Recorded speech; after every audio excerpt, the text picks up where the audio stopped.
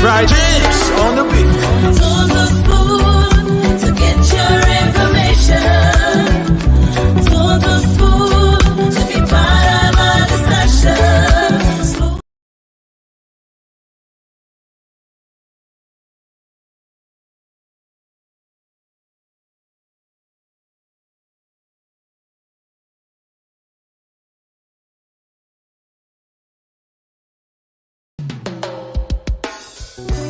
Yes, I, a special one from the CEO, stand coming with the spoon.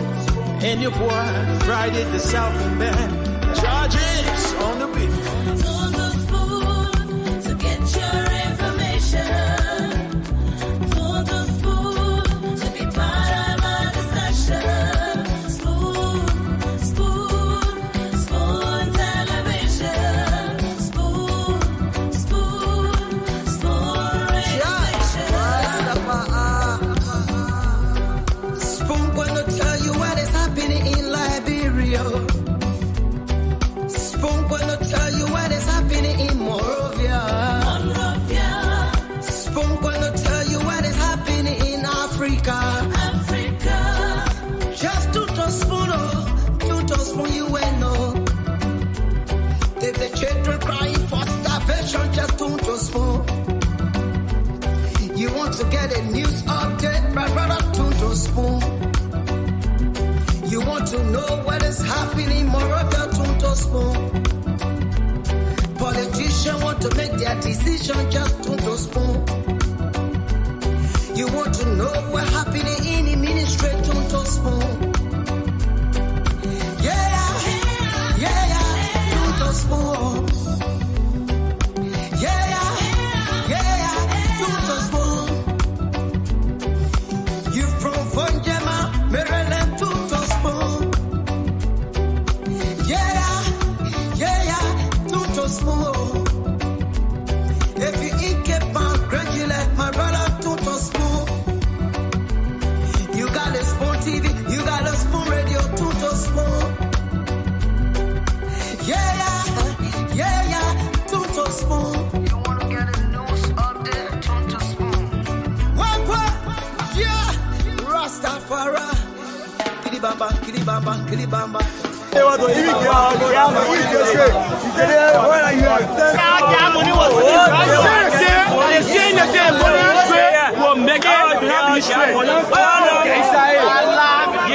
$1 million citizen campaign rally.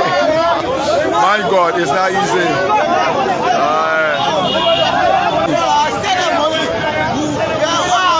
How much your money? How much your money?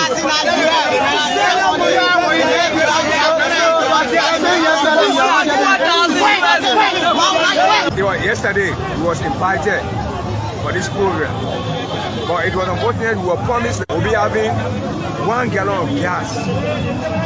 So for the interest of the party, we decided to left all our busy schedules. Are you a citizen? I'm a citizen. Since 2017, I voted CDC, and up to now I'm a citizen. But today, what happened to me today, I'm very much disappointed in this government because we are our family. Boom.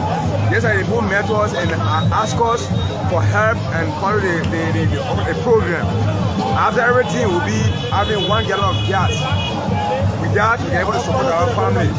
But since today, from 7 o'clock to 8 in the morning, from CDC, from the party headquarters to Camp Johnson Road, from Camp Johnson Road, and say we should go to where? To Bamuma. From Bamuma, they refer us to Central, and up to now. We get the money, the man, stop on the gas. The paper rag, the farm,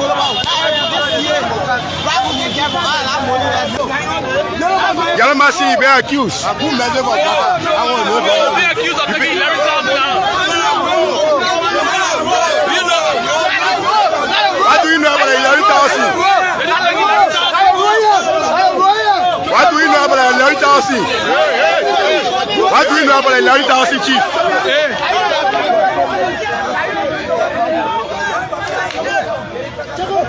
Relates to his involvement with the alleged 11,000 that was given to these motorcyclists that are standing here.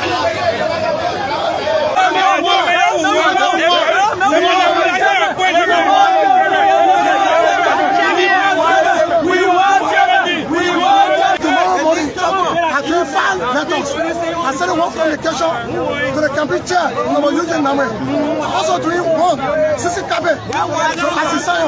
I'm also doing one letter to the global chairman. We are just a four. We are very well just a four. I can't win 40,000 motorcycles. I said, men, I put men on the whole of previous today. I put more than 1,500 motorcycles. I think we're all out traffic, we're moving around. We reached to the headquarters, the motorcyclists, he told to stop. He told to stop. After we stopped, we went in the fence, send us money, we went in the fence. We left in the fence up to 2 to 3. We pick up in the fence, 2 to 3, we went to ATS. We left on there, we came out, we went to Center. Up to now, the post said today, they won't get off. Won't get off. Up to now, we are not getting our gas. They give you a machine. 1,100. If this way, they give you 100 limited USD. So if this way, so if you get 11,000, if you get 100 US, so if this way, normal you use 1,700, which is 16 this way. Now the amount of money that living with us, what are doing with it? Who get it?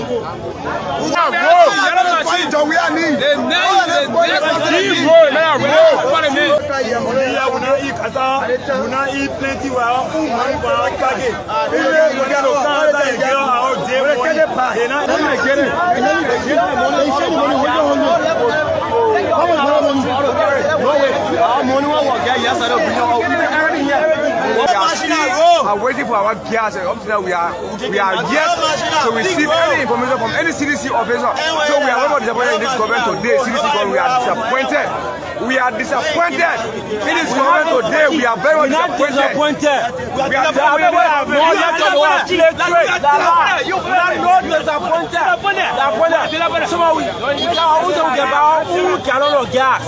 but there are people that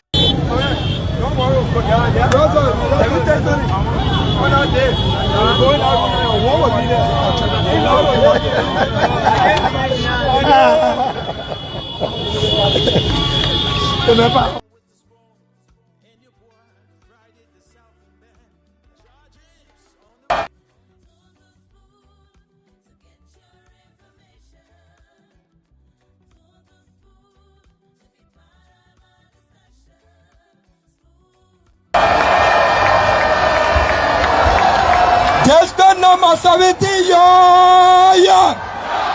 District number 17, yeah. The rescue mission say, yeah. On behalf of the rescue father, the rescue team, our vice standard bearer Jeremiah Banku, the rescue mother Senator Nyomli Kanga Lawrence. On behalf of the entire rescue team, we say thank you to district number 17. I want to say one thing in 1 minute and then I'm done. On September 17, they coming Sunday, it will be September 10, and the Sunday after the Sunday, that was September 17, we will shake this country.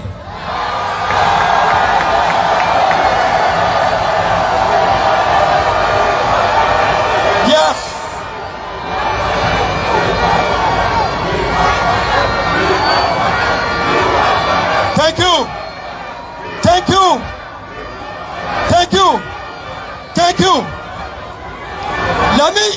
I want you to hear it. And all districts across Mazzarado County under the sound of my voice by means of radio and social media. On September 17, it will be on Sunday. It will be after church service.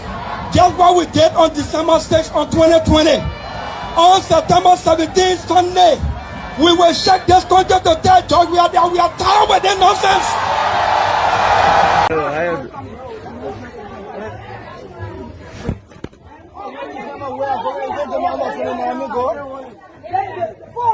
It's just to show that President Weah will win on the first ballot. Thank you so much. And what is your interpretation as a journalist? Because you've been following us.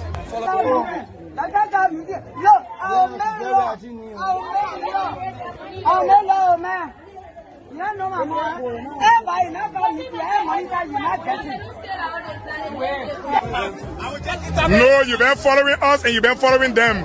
So what's the comparison? We want to know your analysis. Then we First ballot. If President Weah winning below 75%, then I have problem.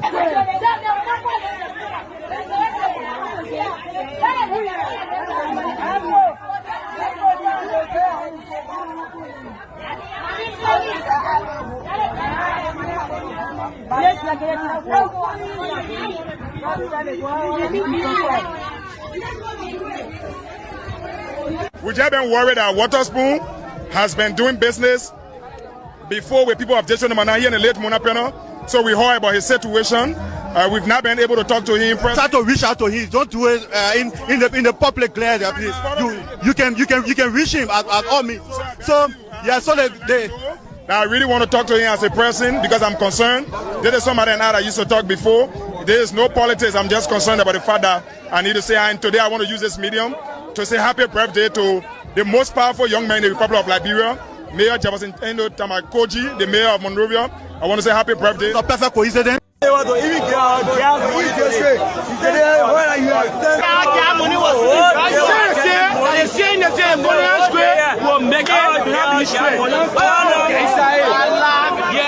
1 million citizen campaign rally. My God, it's not easy.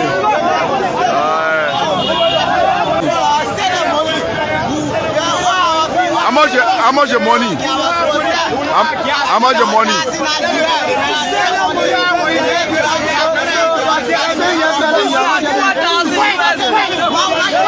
Yesterday, he was invited for this program, but it was unfortunate. We were promised we'll be having 1 gallon of gas. So for the interest of the party, we decided to left all our busy schedules. Are you a citizen? I'm a Shilishia. Since 2017, I voted CDC. And up to now, I'm a Shilishia. But today, what happened to me today, I'm very much disappointed in this government because we are one family. Boom. Yesterday, they both met us and asked us for help and follow the program. After everything, we'll be having 1 gallon of gas. With that, we can able to support our family. But since today, from 7 o'clock to 8 in the morning, from CDC and from the party headquarters to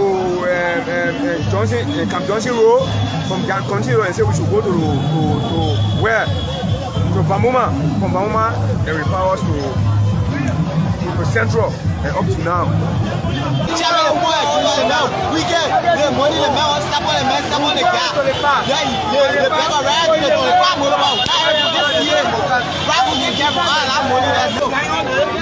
Yellow Machine be accused. Be accused of taking 11,000 dollars. What do you know about 11,000? They're not taking 11,000. What do you know about 11,000? What do you know about 11,000, Chief?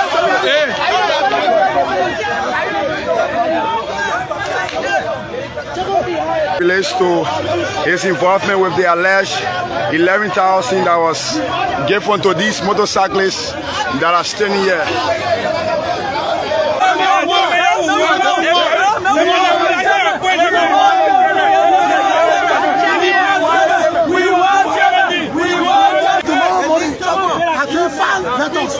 I said one communication to the campaign chair, using Namwe.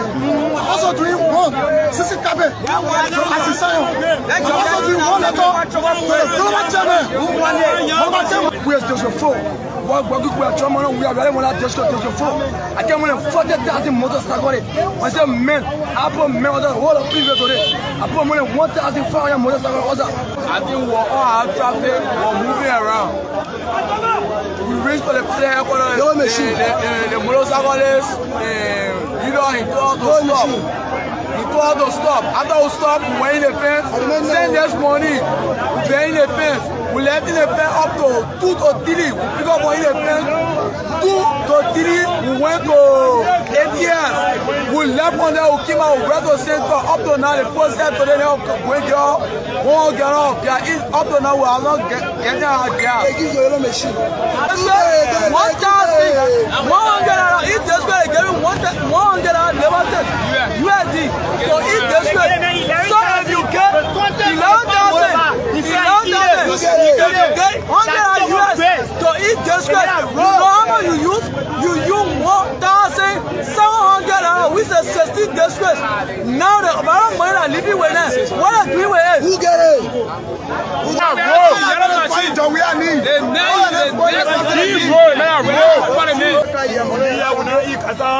not eat plenty. We are full money for our package. We get to Canada and get our day money. They not get it.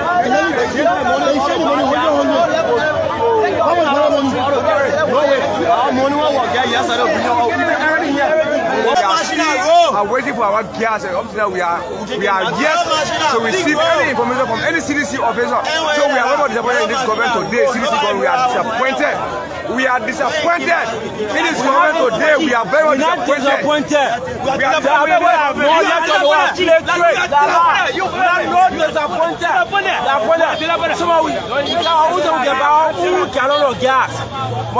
people that are more.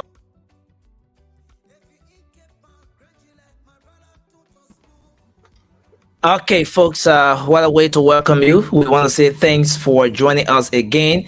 Of course, welcome back to the late night politics on Spoon. We're here on this 9th day of September. And of course, the time in Liberia here is 19 minutes. That's 21 minutes up to 2 a.m. We want to say welcome to the late night show. This is where everyone get to have the opportunity to talk about the issues in Liberia. You have the opportunity to express yourselves, and it doesn't matter the political party you support. Your political view doesn't matter. All you have to do is to be safer as we go along, exchanging ideas, expressing ourselves on those different issues of national concerns.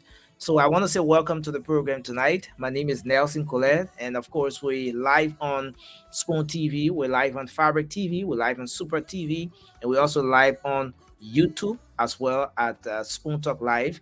We're live on radio across the country, Fabric 101.1 FM, Super 95.5 FM, and we are also live on Spoon 107.5 FM. So welcome to the show tonight. It promises to be a great one. There's going to be a firing exchange here tonight. You don't want to miss the show. I encourage you to share the program as you come on. I already see some people with their political leaders photos in the background. I don't know how they're doing it, but it's going to be a great show tonight. Kindly share the show as you come on, and let's have a great conversation here tonight. I'm posting the link in the comment section because I want all of you. We expect to have the females joining us tonight as well. We hope our mothers, our sisters can join us tonight as we talk about the issues. And trust me, it's going to be an amazing time here tonight. Let me go across and bring in our colleagues who are already here. I see different political parties are represented here. I don't know what's happening to Dr. Monoba's, what's the name of the party? Lino is not represented here. One of the guys reached out, and since I sent the guy the link, he hasn't come on. But listen, this show is open to all political parties, and we want you guys to come on here and express yourselves on the different issues. Let me bring in my co-moderator, Moba Zoka. Moba, welcome to the show. Yeah, nothing. Thank you, man. Thank you for bringing me on today, brother. How are you? I'm doing good, and it's good to see you again. Yeah. Someone told me the other day, for every time I see that red, what it's a Nigerian stuff, right? What's the name of that? My man, they had here that the same hat a Liberian also can use. So it just listen. It's from Africa. It's not. Uh-huh. Yeah, listening. Culturally, that hat is known to be, an identity of the Nigerian culture. Like okay, so you say America, for example. America, that big place now. You got different states in America and blah blah blah. So Africa, yes, Africa is an African stuff, of course. But then, if you want to be specific, which part of Africa is that coming from? Then you want to go to Nigeria. Nigeria, I know, right? Okay, eBay. I just eBay. Your partner win equal when your partner win. Look. Let me tell you, Nancy. Your boy, your Kana, Joseph Boaga will win the election. The people know. We already know the statistics already. There's nothing can change here, my man. All the people are going for CDC. No one what Cindy says. The other night Cindy said, you're the Unity Party people. You always think you're not win. You're already getting election now. My man, when Christmas will be good, you know from the eve. Yeah, from the eve. Okay. But it's going to be a great show tonight. More interestingly, we're going to have people coming up here. We're going to be evaluating the different candidates here tonight. We're going to have an exchange. And it doesn't matter the political party. We're going to have a time when the UP people will say what sort of change their political party can bring to this country. What does the Unity Party have to offer Liberia? Why should Liberians vote the Unity Party at this time? There are many factors. Why? No, I'm asking you. You're my co-moderator. Okay, I know. I don't want you to get yourself conflicted tonight. No, don't get yourself conflicted. I still down. And everyone will have the opportunity to ask the hard questions. All right? Mm-hmm. So Unity Party guys will say, why should someone vote the Unity Party? What sort of change is the Unity Party bringing this time around? Why should the Unity Party be even be given a second chance? And then as we do that, we make the rounds. The ANC guys will do same. The Toure from Councillor Gongolo's party will do same. George from the CDC will do same. And after making that round, we'll come back for the next round to say, to have a time for all of those on the panel tonight to also say to the audience, to everyone listening, why Liberian people should not vote their opponents. So if you're from the Unity Party, why Liberians should not vote Mr. Cummins? Why should Liberians not vote President George Weah? What are some of the reasons? All right, so we will do that tonight, and let's hope we can have the time to do it. And we want the folks coming on to come on with the facts, not just saying, but come on with the facts. Come on with the pieces of information you have tonight, and let's have a great conversation. One of our guys got appointed today. I won't bring the man, but the man called a camera off. And you see, as soon as the man got appointed to Unity Party campaign team, the man coming on the show now, Bisha, we call the camera off. Nelson Delasso. Okay, what? Delasso. Now you must be a dialect. He's speaking Bandi.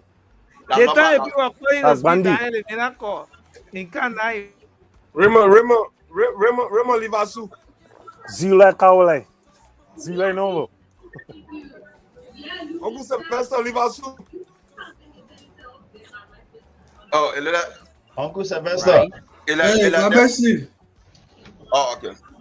Oh, okay. So when they say Fabesu, then you respond Fabesu, right? Finalesu. Fabesu means what news? What is greetings? Right. Then Finalesu means there's nothing wrong. There's no bad news. Yeah, that's a response. Okay, Finalesu. My nephew Toure. But Nelson, one thing to you, right? The red cap that Molba is wearing is an African thing. And a lot of African culture are intertwined. It's for the Zos. Those who are spiritual in the area, they wear red. So red hat is for the Zos. Your piece, it has been popularized by the Igbo tribe in Nigeria. No, but even our indigenous due to the depiction of it in movies, African movies. But it's okay, you're right. That hat is not from Liberia. Let's be fair. No, come on now, stop it. Get our own hat. We don't have The things you don't know, don't discuss them, Josh. Josh, you discuss things that you don't know. That's the thing about Let's not start like this. Let me know what you're talking about. Josh. Things you know nothing about what's going on. Raymond, I want to say welcome. Raymond, welcome to the show. I like that shit. You know, you're coming on a very good note. I see Ambassador Barkas following in the background. Please tell the other guy with the cap to take a cap off, please. Our policy here. Congratulations. No, no, this is not a military program. That he take out. I tell you, George, take out your barrel. Cap is not allowed. Face cap is not allowed. Let me take the face cap off. No, I can remember that CDC that Daniel was asked to take out him having gay. Yeah, but that's in handle it. That's in handle. You're already fired. Take out your hat. Anybody who speak, you open yourself up for attacks. Good job. That's in handle it. That's in go ahead. Thank you. Our brother Jerry got appointed today on the CDC. What CDC? The Unity Party. On the winning ticket. Winning party. The Unity Party campaign. So the mayor is coming now. The mayor is coming on the show as an official. So you guys, especially from the Unity Party, But I want to say welcome, Sylvester. Welcome, our brother Sharif. Toure, welcome, man. Councillor Gonglo, I try sending you a broom. I understand your broom will soon be to you.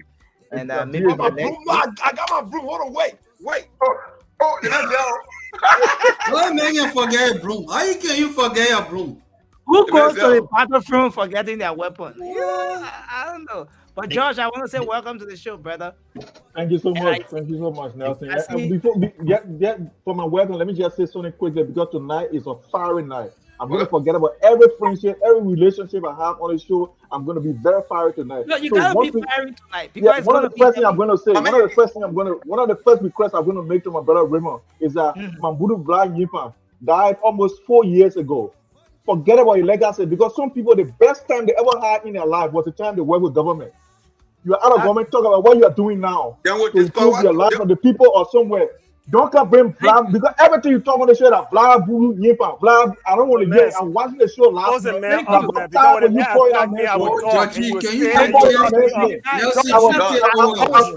Josh, you are engineer. Yes, please take over. Your resume not bigger than mine. George, your resume isn't bigger than mine.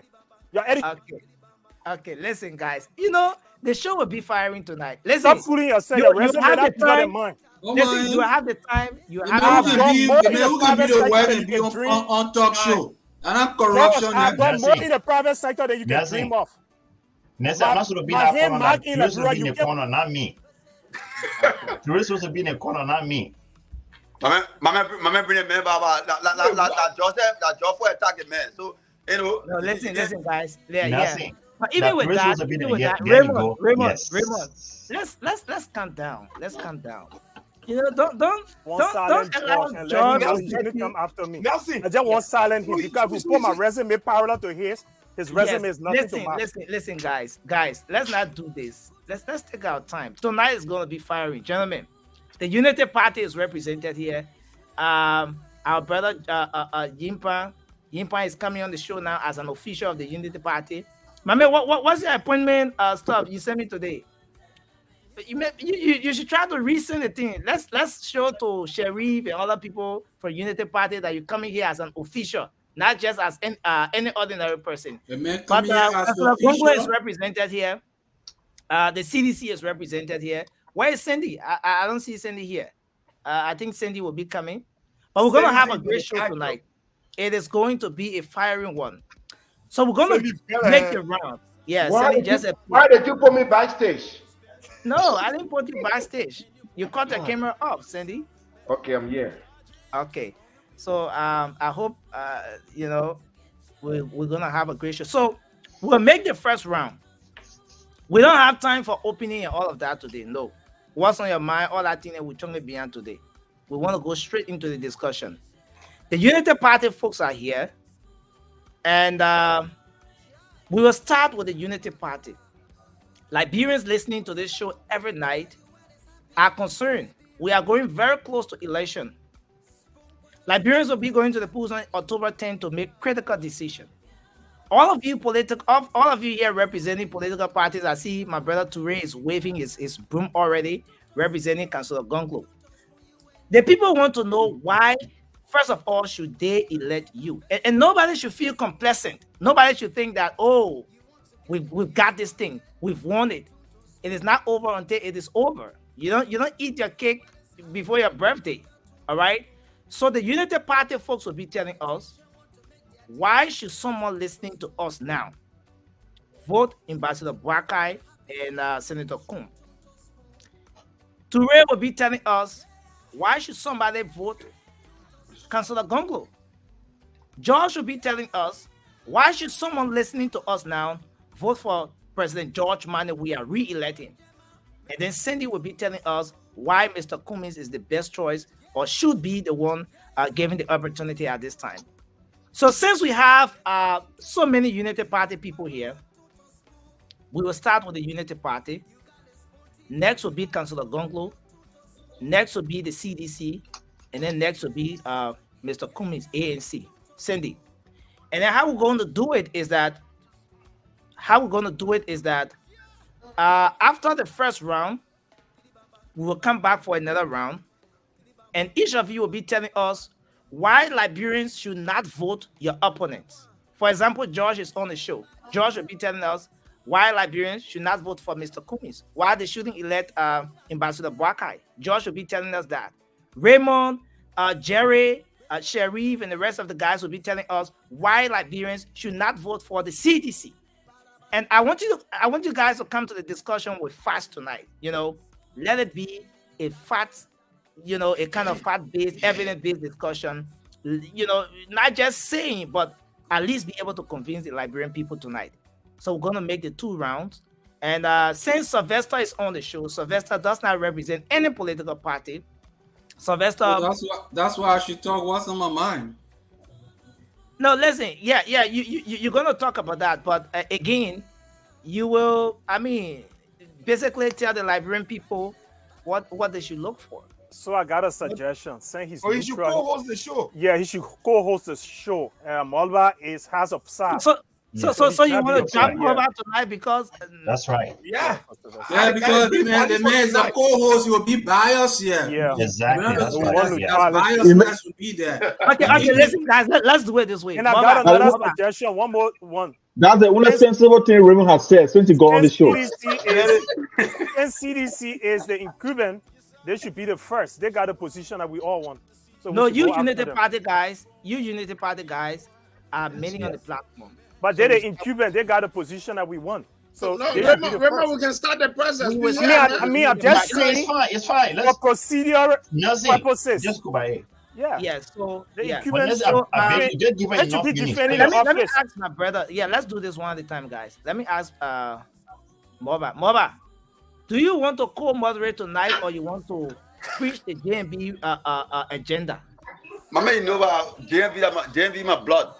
But you know what we do, right? You know what we do for the show. Because the person who's co-hosting will be asking those different questions as well. Because the reason that I want to add George meeting because I know Malva for transparency's sake. Yeah, you will be co-hosting and be asking questions. It will be conflict of interest. Then you bias, and then you bias.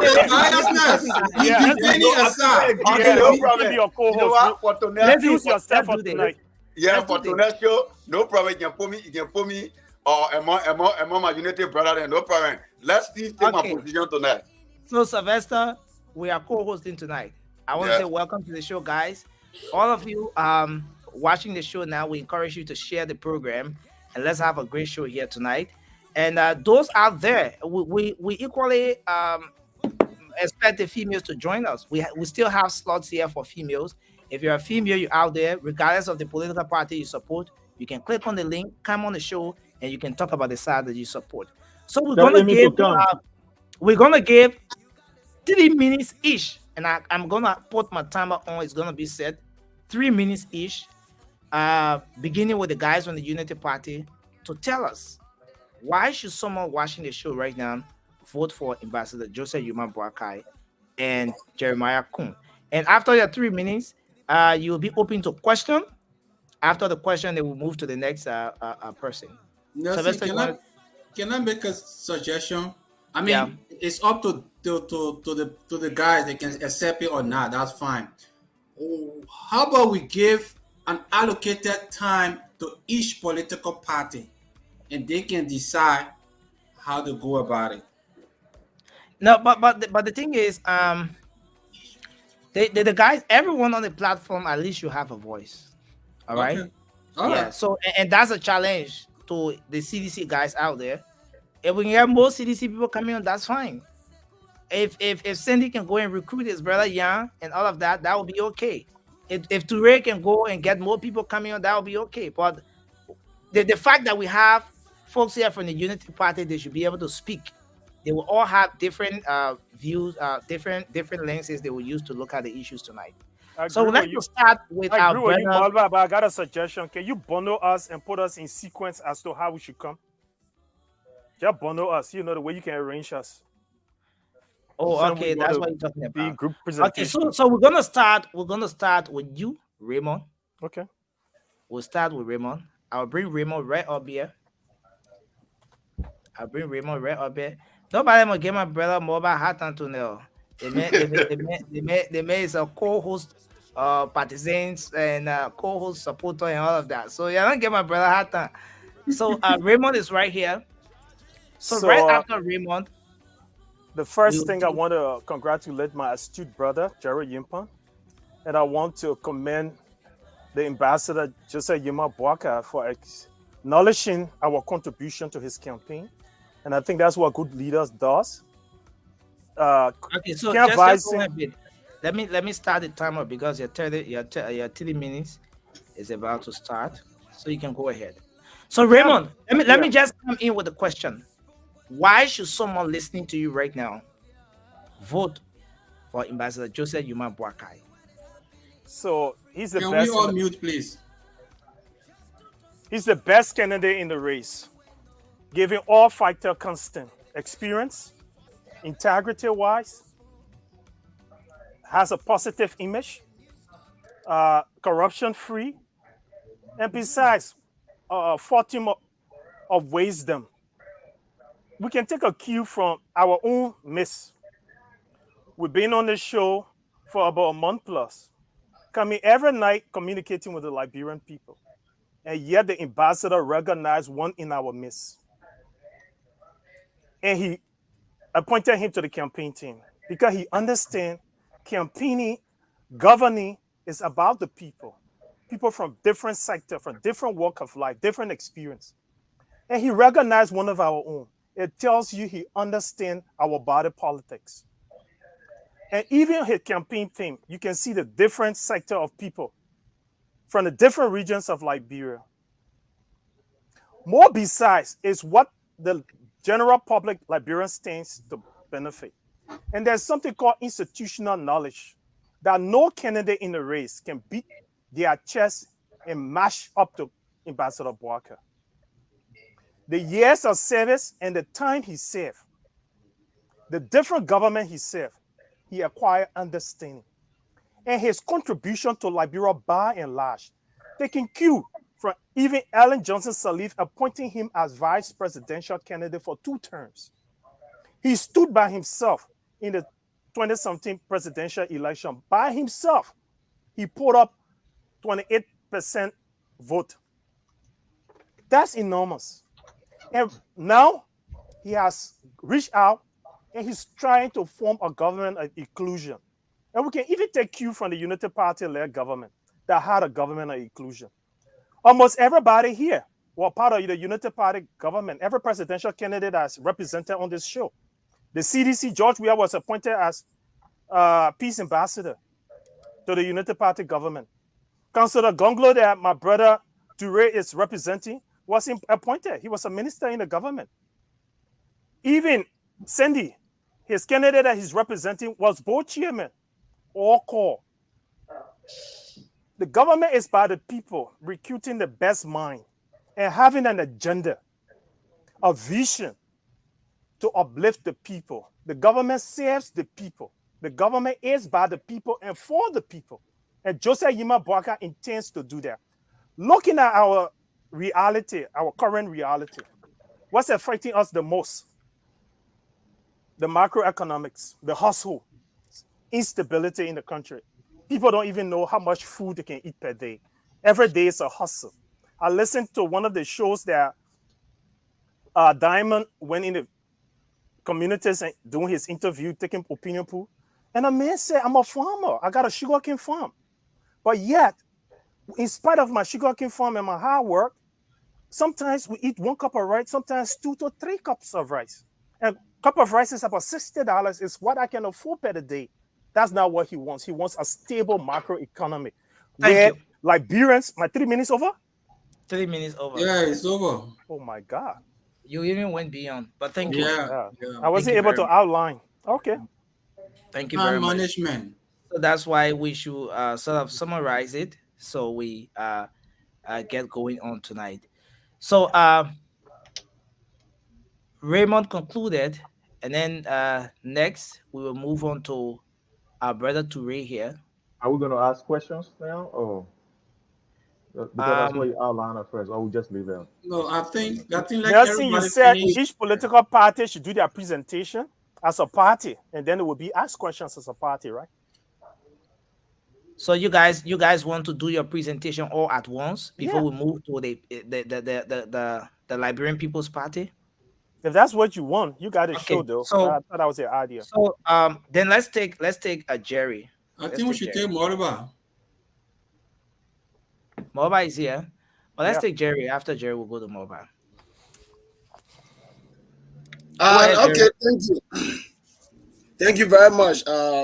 I'm honored that I think we've been doing a wonderful job, and thanks to JMB and the rescue team for getting us to continue what we love doing in terms of rescuing our country. But let me say, there are several reasons why Joseph Boakai and the Unity Party should be trusted, and the rescue mission, because the rescue train and mission is a conglomeration of a lot of political actors, including political institutions, that have come together and decided that let's put aside our differences, let's drop our egos, and then focus on, redeeming our country. Joseph Boakai is an honest man. Like I said before, it has been demonstrated that honesty is the best policy. Joe Boakai track record speaks for, the level, the kind of president, or speak to the kind of president he will be. He's a straightforward man. He has zero tolerance about corruption. Nobody in this world can trace any form of corruption. Even they try to lie, but still, Dr. Sawyer even came on and clarified. But what is our platform? I know I have 3 minutes. The old man is extremely passionate about transforming Liberia. We have 6 pillars on our manifesto. We have agriculture, where you're going to make sure that to work in line with, I think, goal 2 of the Sustainable Development Goals, talk about zero hunger, and food self-sufficiency is extremely important. They say hungry man is an angry man. So investing into agriculture, by, empowering local farmers through agriculture entrepreneurship, promoting rural production by making sure you empowered LACRA, I think the Liberia, Agriculture Regulatory Authority, which was the name that was suggested by JMB. And so we'll look at that and look at how we can, expand carry to make use of those, and carry to make carry a kind of center that will support agricultural research, and development. Yes. So, when we talk agriculture, there are so many factors. And when we dealing with agriculture, that we need to talk about road connectivity. yes, the country will be a little bit challenged when we take over because we are against, even though they will be prosecuted. They will be prosecuted after October 10 in January, beginning on day 1. So, I mean, he will look at road connectivity. He says in the first 100 days, there will be no car stuck in the mud. How do we do that? We will decentralize the Ministry of Public Works. They're not going to be sitting down moreover while the people in the mud. No, we have to 20 seconds to conclude. Yes, we have a lot of stuff, like making sure, you need to have that farmer market relationship. They have to make sure people products are destroying on a daily basis. So JMB is telling you that we will do road connectivities, and sometimes we'll do extra pavement, but in the first 100 days, I can assure you, then we'll come to rule of law because we place the second arrow there, the ARREST, and then we'll get rule of law because everything that we have to do, that's why, because the principle is what we're going to use to have we are other prosecuted. So we talk about, rule of law, we talk about education. It's very key, and then we talk about sanitation, and we, try to reform the tourism sector. So I mean, we have many reasons, that we can tell you, and we can do it. Time out. It's JMB. Thank you. Thank you, sir. Thank you, sir. So we move to Sharif. Sharif, you are you are a supporter of the Unity Party. Quite recently, you were on this platform propagating a message about some fundraiser for the Unity Party.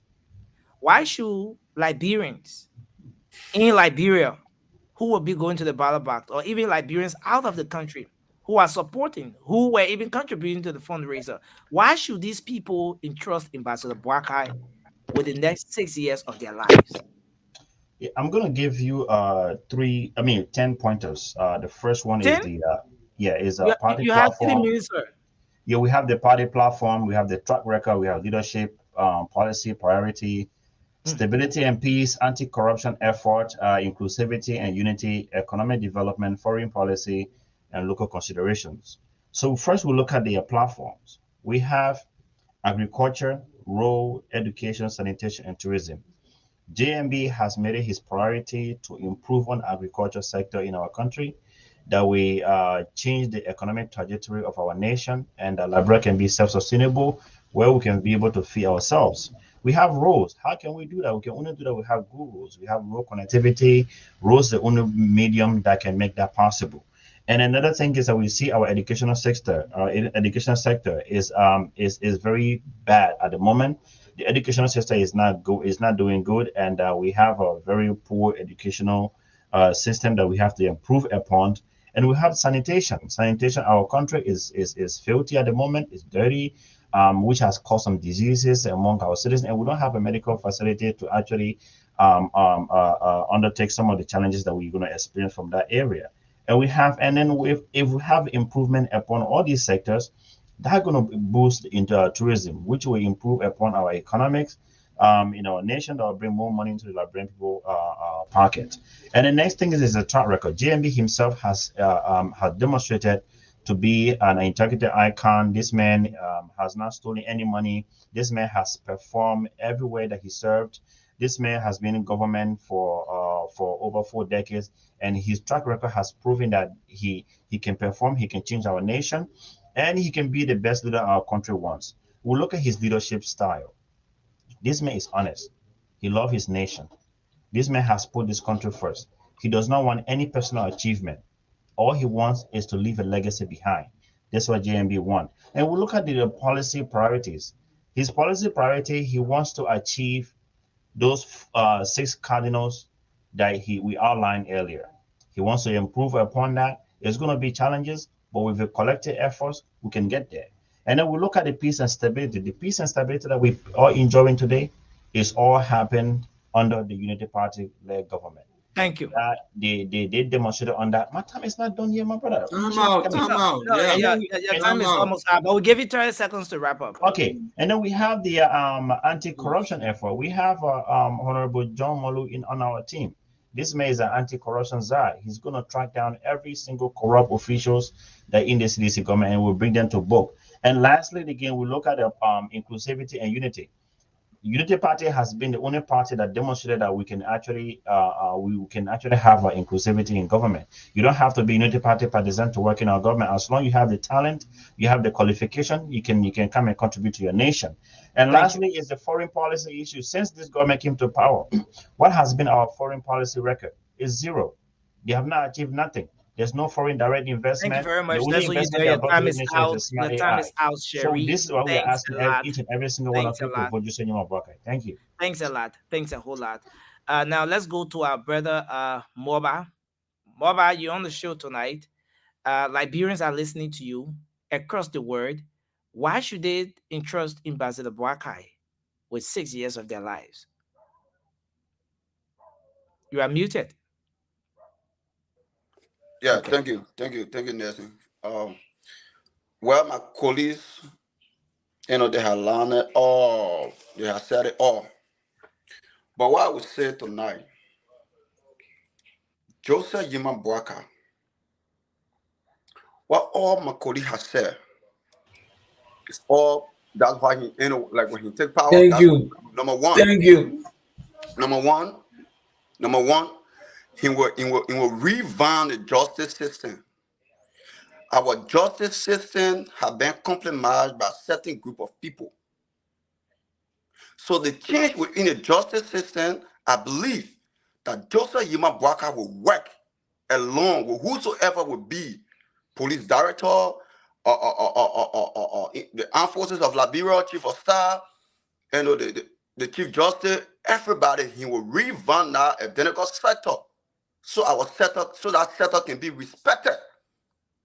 Not even in Africa, but in the entire world. Number two, let's go to the agriculture sector.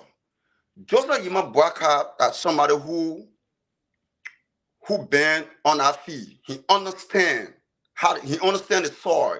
He know where and when to provide for his people. He did it before, and I know when he become president, Liberia will once go back to a bread basket, or how they used to call them. He will provide for the people. He will open the agriculture sector that me and you, we can move from here today and plant our crops, and it will be marketable. We will sell them. He will open the market. He will make sure the local farmers will be able to produce their crops to every other people, even though we export them. 3, we go to the road sector, right? The road. Joseph Boakai said, if first 100 days, he ain't going to put quota or no. A substation, meaning, like for example, the Southeastern. We look at the Southeastern. There's no road connection. What he will do? He will plan people there. He will plan an engineer. He say, you know what? Let me fill the road with deck and make sure that we do the first primary work on it and let the cars be going to wheresoever they need to go until we can pull out quota there. So 20 seconds to wrap up. Yeah. So the idea for Jose Yuma Boakai, we can go on. Look, the man still not in government. The man understand all the problems. So all those things, he has listed them and he know how to do it.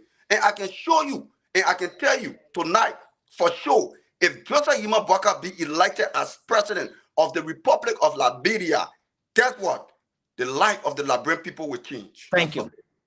Thank you very much.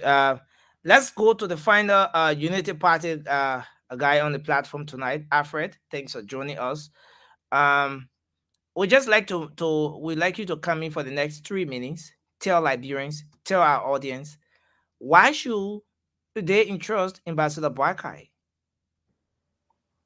with leadership for the next 6 years? Thank you, Nelson. Number 1, Jose Yuma Boakai is the right man. He has got the experience. He has been there. He knows what is right for the country. Number 2, this man will uphold our traditional and moral value. This is the man who has been married to one woman for the last 50 years. No woman in Liberia, even though he has worked all in government all around. No woman in Liberia in my lifetime, or women in Liberia in my lifetime, have ever discussed Mr. Jose Yuma Boakai. As we have seen with our current president, So he has got an integrity. This man loves the family. He's a man of family. The man has kept his family intact for the last 50 years. This is what we are talking about. That's why we are saying to our people, Joseph Yuma Boakai is the right man for the presidency. Number two, the presidency will regain its status. Honor President Weah, the presidency has been denigrated. He has denigrated the moral sacrilege of the presidency. And that's why when Mr. Joseph Yuma Boakai become president, the presidency will be upheld. Its value will be upheld. Thank you so much. Thank you very much. So we're gonna open up for questioning from we're gonna throw some questions at the folks from the Unity Party. From what they've elaborated on, we heard Raymond talk about the quality of leadership that Ambassador Boakai is going to provide, that he's a statesman, astute statesman, and that he has what it takes to make Liberia great again. Our brother Jerry came out to talk about arrest, agriculture, role, and all of that, and what Ambassador Boakai intends to do to ensure that Liberia gets back when it comes to agriculture, road connectivity, and a lot more. Our brother Sharif came up to talk about a similar thing, talking about the tourism sector and other areas that Ambassador Boakai is going to revamp. And then Alfred talked about Ambassador Boakai being a family man, someone who has been married to one woman throughout his entire life, as one of the reasons why he should be entrusted with national leadership. So we're going to open up for questioning for them. The folks from the Unity Party will take some questions. So let me just go first. And I know George has a question. Ture, you can ask a question. Cindy, if you have a question for them, you can go ahead. I have a question too. Okay, Sylvester, you can go ahead as well. But I want to know from the guys, and just any of them can answer. We just need you guys to be to decide who's going. But one thing that all of you guys talked about is this issue about road connectivity. You talked about road and you talked about agriculture. Now, and I want to know from the folks, the Unity Party folks on the platform tonight, have you figured out what it takes? We know the Ambassador Boakai talked about the first 100 days. That's the time frame. But have you guys figured out, have the Unity Party figured out what it will require financially to be able to actualize, to make that entire road connectivity thing in the first 100 days to be a reality? In terms of finances, approximately how much money are we talking about here that the Unity Party knows about or is sure that she can generate to be able to make this entire road connectivity a reality in the first 100 days of administration?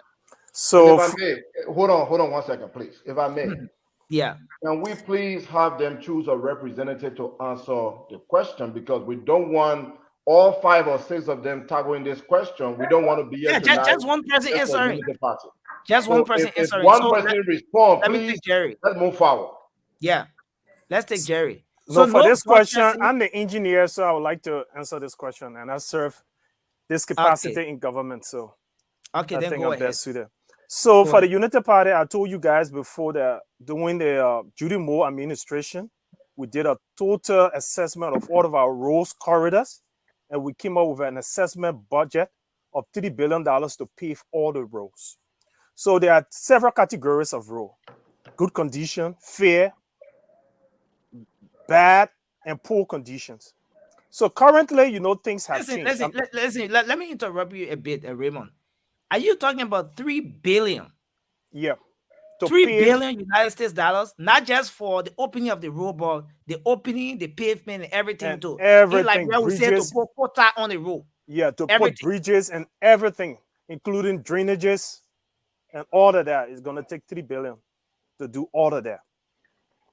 And the honest truth is that the government keeps acquiring revenue by the day. So why elections are taking place and the transition taking place, government is going to be, there's going to be revenue. And then people in Monrovia is going to be buying fuel.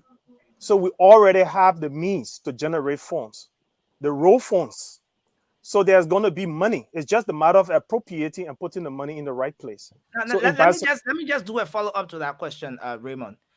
Now, it's good that you've been in the sector before. You're talking about 3 billion as per an assessment that was done that you were a part of. 3 billion to pave the roads. All of our roads, all of our existing roads. All right. So let's extract the asphalt pavement component of that entire, stuff we're talking about. Assuming assuming in the first 100 days, the Unity Party is not going to be paving the roads. But then you're going to be opening the roads. If you are talking about what, 6 billion? So it's called critical path. Spot repair. What the Unity Party is going to be doing. It's not going to be the entire road corridor. Yeah. I understand, but 6 billion you're talking about, right? No, I said currently 3 billion. Sorry, currently our national budget stands at.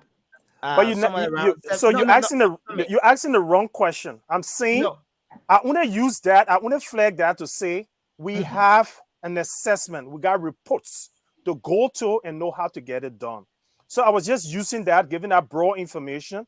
That's what it takes. So I'm giving you detailed information to say, yes, Ambassador Boaka is based on empirical data. And what we need to do is called critical spot repairs.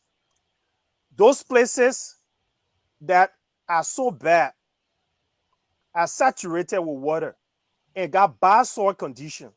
So you go in and cut and replace with good soil, laterite, and do enough compassion and do side drainages and cross drainages. So that's all you need to do. Raymond, all the engineering terminology, that's okay, but the concentration is on the figure. Nelson, we just let them answer the way they want to answer and we'll move on. No, listen. We got to do justice to our audience as well. Yeah. All right. And they're going to have the time to answer the question. They're going to have the time.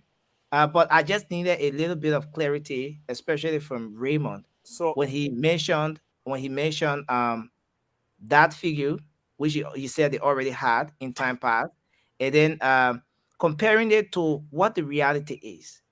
What does the government, listen, I'm coming. What does the government generate even on an annual basis? Let's look at our national budget. If you are talking about 3 billion, I'm coming, Raymond. If you are talking about 3 billion, and you're talking about in the period of 100 days, all the major, those major places will be open, road connectivity. But your figure you already have as per assessment that was done talks about 3 billion. So Nelson, you're not giving me chance to expand. So and the Liberian people will focus more on your question than my information because you're taking more time to ask the question. Okay, I gave a background to say that we have data. So I want to use the 3 billion as a reference, and I was clear. That's why it's going to take to pave the entire road corridor, existing roads of Liberia. And I went to say what will be done in the first 100 days is called critical spot repair. And I was going to the detail what critical spot repair entails. The bad spots on the road. All the road corridors, not everywhere is as bad as it is. There are spots that are difficult and impossible for vehicles to go through. So those spots, all you're going to do most times is due to water. Water is the number one enemy for road. So water is the reason why those places are damaged. 1, 2, the traffic low, too much vehicle passing. So inadequate drainage causing all of those things, and sometimes bad soil condition. So what we do in that place, you have equipment, and we have contractors in Liberia. So all we're going to do is to have contractors on various corridors. Thank you. XYZ contractor, we gave you this contract, and there's something in engineering called the volume, the amount of earth you move, the bad soil that you move, and take from the road corridor that you replace with the right soil. and there's going to be engineers on the site who's going to identify the right kind of soil, the compassion, how much work you did. So it's a performance-based contract that is going to be done. Thank you very much, Raymond. And there's enough money in the country, and I just want to make it clear, there is enough money in the country to do that. So a lot of people think it's difficult to achieve. No, it's not difficult to achieve, because every day you buy gas in that country, 30 cents goes to the road fund. Every day, law go out of that country. Every day, diamond go out of that country. Every day, gold go out of that country. Every day, Firestone ship. Money comes to government coffers. So there's money. That's all what it takes is to appropriate it to the right place. And that's why Ambassador Barker is resolved. So the next question, who's coming in? I saw your hand up, Sylvester, and I saw George. Yeah, let me... No, but Jerry, you can be asking a question or you from Unity Party. You'll be asking going. Yeah, and you can't make clarity either because one person already spoke for you. So who's coming in? Sylvester, you want to go? Yeah, I want to go. It's to my Unity people, partisans or spokesmen. My question is going to have part A and part B. How many of you on this show here representing Unity Party have sat down or to speak to the leadership or the standard bearer one-on-one so that they can give you people direct of what they're doing? Part 2 is, how much briefing do you get on a daily basis of what is the party agenda? Thank you. Jerry, you want to go? Yeah, Jerry was recently appointed. The man is the you know, Unity Party is not like CDC that is a court. No. We have structures.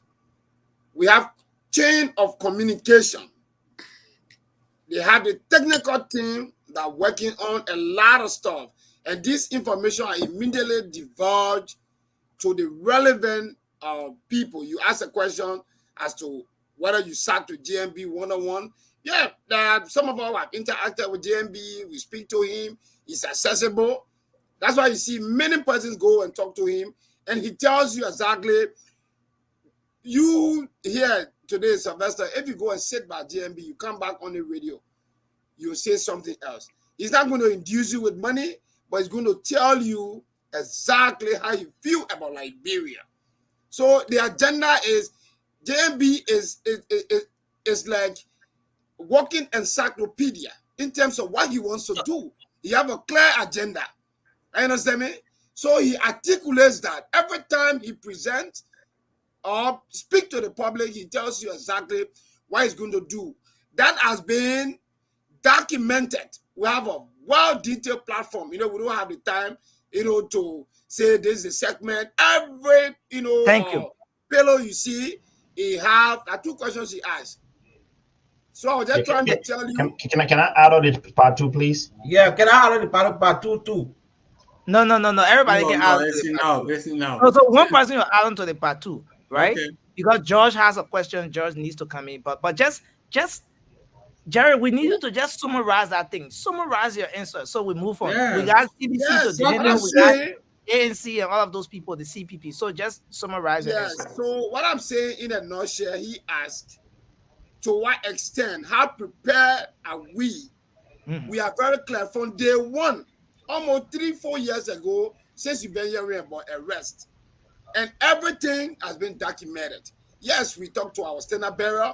There's a team, everybody, there's a rescue team. So we have all of the relevant information, anything you want to know about our platform. We are here, we can provide you. When was the last time you talked to him? When was the last time I spoke to him?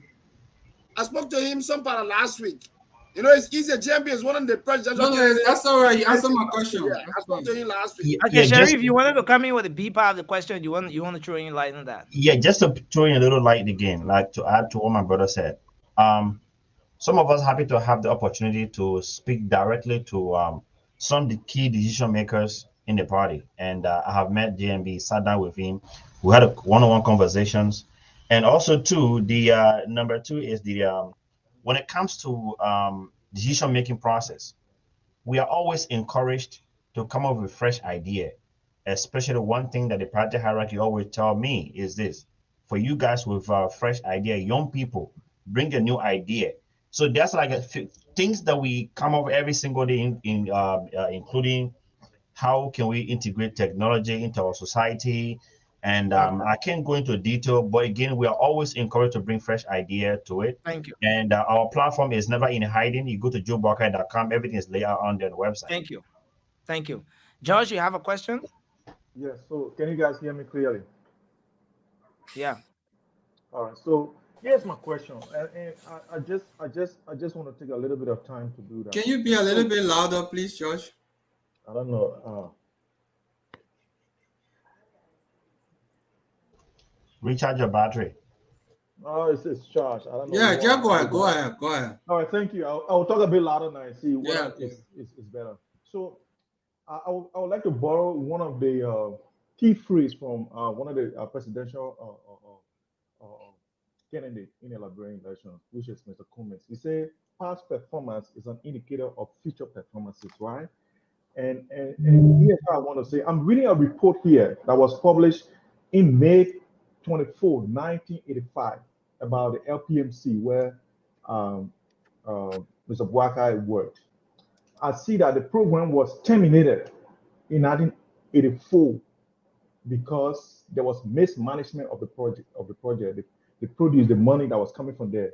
$16 million was mismanaged when he was the head of it. Then I skipped that. Then I come to the Unity Party post Ellen Johnson Sirleaf. As soon as President Sirleaf left, the party was evicted from their party headquarters because they could not afford to pay. They could not pay the rent. They are defrauded a Liberian citizen who owns the property that they live that they use as a headquarters for some time. They are still in court and they are trying to see whether they can pay for that. And then let's come to the political front. As soon as Ellen left, when Boakai was in charge, there were a lot of people expelled and a lot of weak men. How many questions can an individual ask? We got to set the rules. No, we got to set the rules. My man. Hey, let the man ask his question, Raymond. You can tell me how to ask my question. How many questions can an individual ask? It's information. We will leave it open. I'm still on the floor. Leave me. Please go ahead. Go ahead, Josh. Okay, so fast forward. He even made me to lose my train of thought because these things they're just wrong because the guys don't have something to say. So the second, let's just fast forward. Now it came to the political front. As soon as the Boakai became the head of the CPP, it disintegrated as well. So we're taking from past experiences now, right? In 1985, when he became LPMC head, they lost $16 million in the project. So what is the question? Can you share that document with us as well and just try to summarize your question? Yeah, I'm about to do it. So how can they tell us that this man with track record of failures in public policies and everything will now come to Liberia, will now come to the presidency and will become successful in promising all these things that he's promising? That's what I want to know. What is the indication that he will be successful? And I'm sharing the document with you guys now. Okay. So who's going from the Unity Party? Jerry, you want to go? Okay, Jerry, go. Yeah, even though his question was almost like he explained it. So, I mean, he asked almost 3 questions, but like in almost sentences and stuff. But let me try. You talk about when the Unity Party left power and then the issue of rent business came. Look, is that the issue in this place as to who get rental, who didn't get rental and this, that? The Unity Party is currently having a party headquarters. Whether we have issue about somebody say rented this, that, I don't want to sit and waste my time on that. It's not important here. It has nothing to do with the level of kush that's suffering our people. No. It has nothing to do with putting people in container to carry them to political rally. It has nothing to do with that. But what is important, Joseph Boakai have demonstrated leadership. You know, unlike the CDC that is surrounded around an individual. You saw Ellen leaving the stage and Joseph Boakai maintaining the party Even those that were not even members of the party today support the rescue mission. But the CDC, if you check the number of chairpersons that they have said, Mami Wata carry them, there are too many. Look, in the not answering the question. He's not answering the question. No, Josh, you have to give. You can tell him how to answer. Exactly. I'm telling you, you raising leadership issue. Are you came to CPP issue? I'll come to CPP shortly. I'll come to CPP. Don't worry. You trying to question the leadership ability of JMB. JMB continue to demonstrate that he's a serious leader. See the structure of the party since we left power.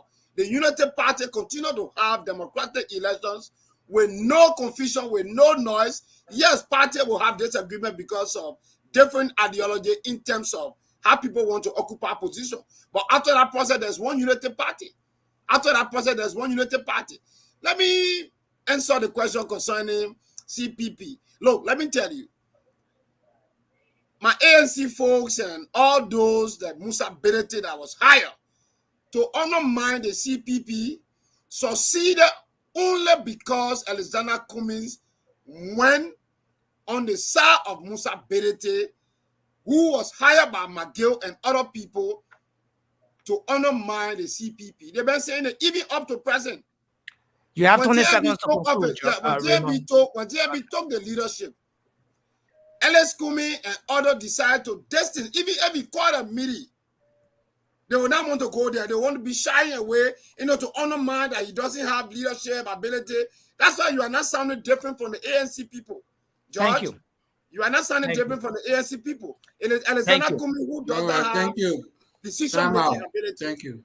Thank you. So we'll take the final question. And please don't put me in a bag. Let me make a case. Okay. We're having a show. We should know what our guidelines are. You're restricting speaker to time, but you're not restricting those asking questions to time and how many questions they can ask. And then it's not a fair game. When both sides, that's why I try to flag out so we can rectify and move forward, but you put me in the back. And I was just speaking against Sorry about that, but thank you. And we hope we can have a great show here tonight. Let's just try to respect the view of everyone on the platform. We'll take the final question for the guys from the Unity Party. I saw Cindy's hand up. No, I do not have question for them. I wanted to go right after them because I have to leave for a brief time. Okay. So if that's okay.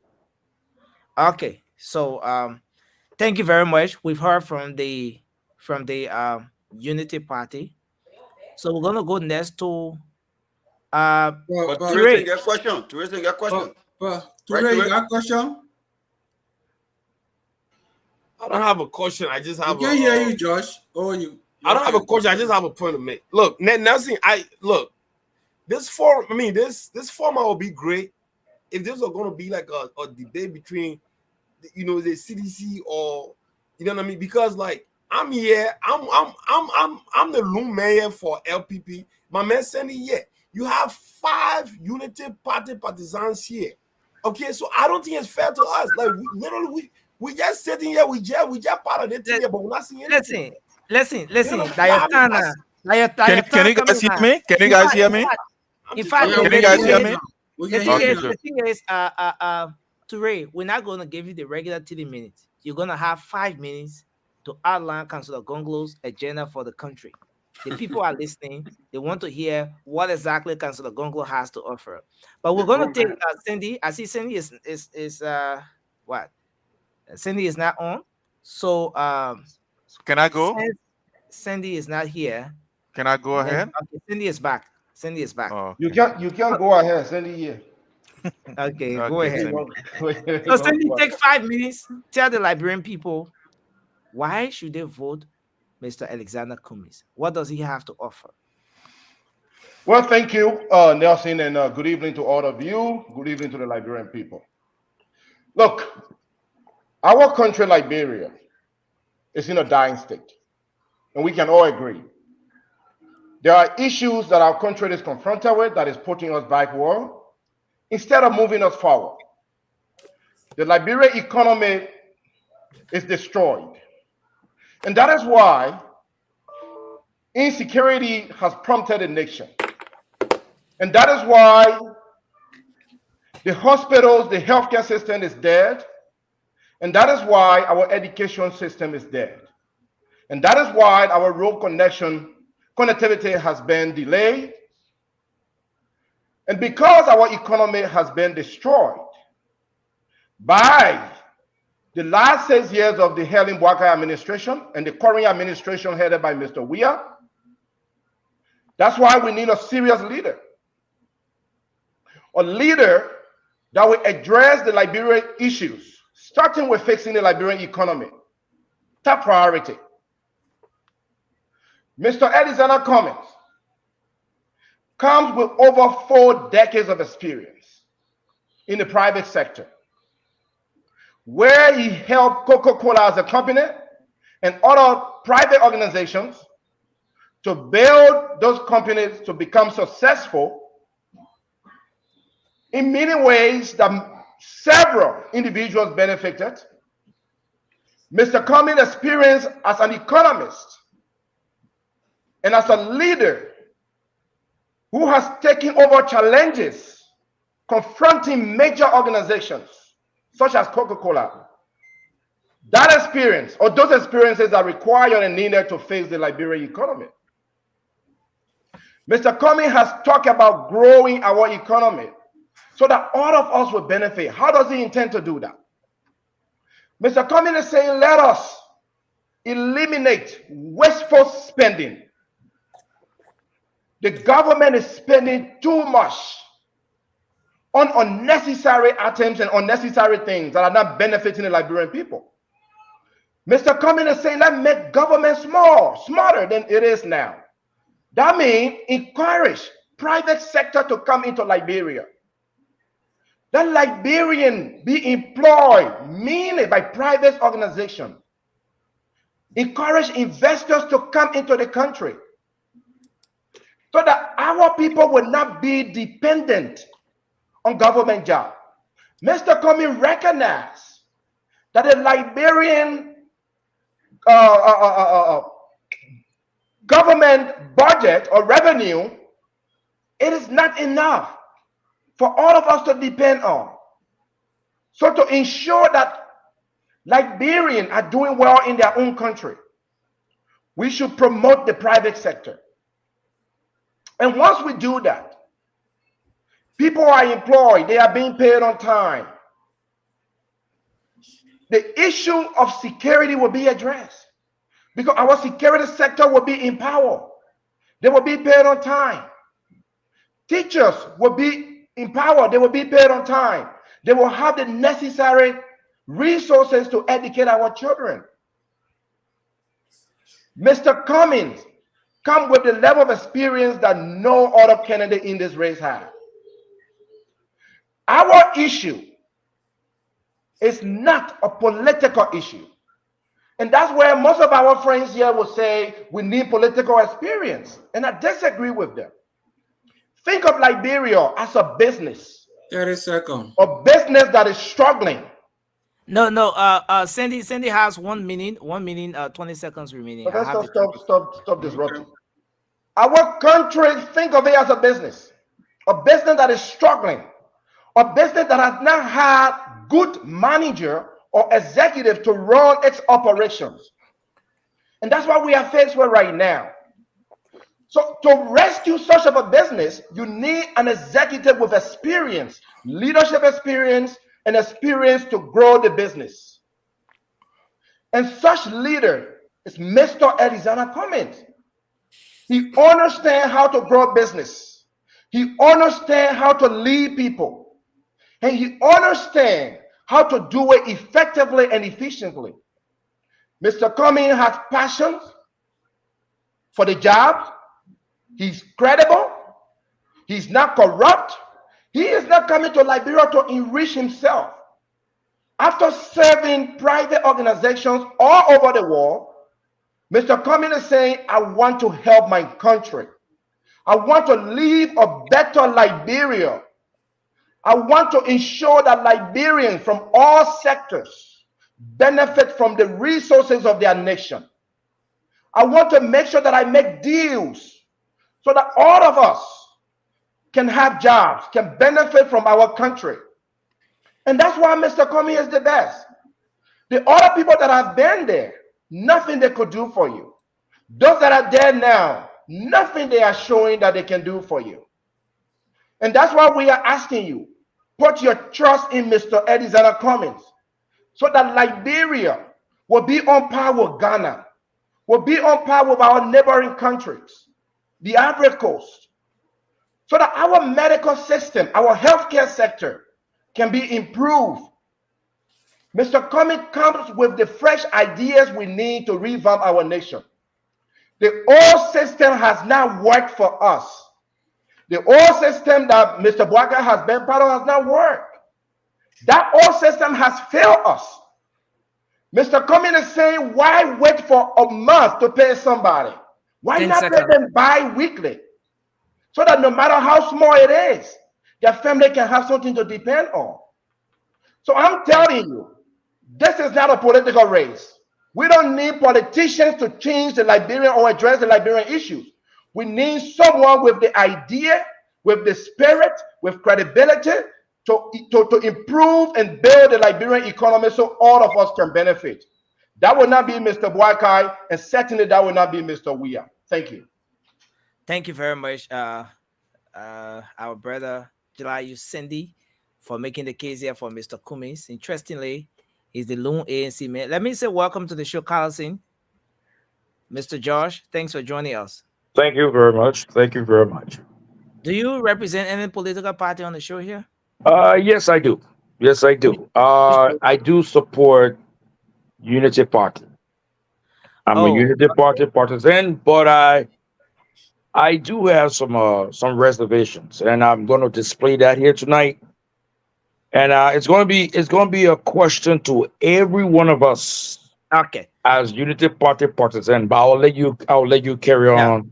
So what you're doing right now. Yeah, we're definitely going to come back to you. So, folks, you listen to Cindy making the case for Mr. Cummings, telling the Liberian people why Mr. Alexander Benedict Cummings is the best person. Cindy said Liberia's problem is not politics; it's not even political. Mr. Cummings comes with a wealth of experience. He has worked in corporate America, and he can do it better than Ambassador Boakai, than President George Weah, than all other political parties or candidates in the race. Then Councillor Tiawan Gonglo. You know, I see Toure waving the broom, but Cindy says Mr. Cummings can do it better than Councillor Tiawan Gonglo. So, any question for our brother Cindy before we just before we move? Okay, I see Alfred. Alfred, go ahead, ask your questions. Yeah, thank you so much, Nelson. Why it is true that all of us on this platform, including the Alexander Cummings man, we are all in the opposition. I will not come to attack him, but I just want you to answer this question quickly. Mr. Cindy, what roadmap that Mr. Cummings have for Liberia? What roadmap does he have for Liberia? Mr. Cummings, we want to take just 2 questions, then he will respond. Josh, come in with your question. For me? No, Josh, that's me now. Sorry. Okay, no, Josh Widow. Okay. Okay. So, here's my question to my brother Sandy. I really appreciate how he really narrated those things. I think they are very, incredible playing. But here's what I want to say. I know that the corporate world is different from governance as we'll have it. In governance, it's not a profit-making, venture. It's a profit-making venture. Why in governance it's not? So there are 2 big contrasts there. How does Mr. Cummings intend to navigate the narrow drive between coming from an area of profit-making and strategizing to make profit, more sales and more income, and coming to a place where you are actually giving away? It's like creating. How is he intending to navigate that space? I think this is where let me start with George Wader. I think that's a great question. How is he going to fit in? You're coming from a different environment, you're learning to a different environment. Yeah.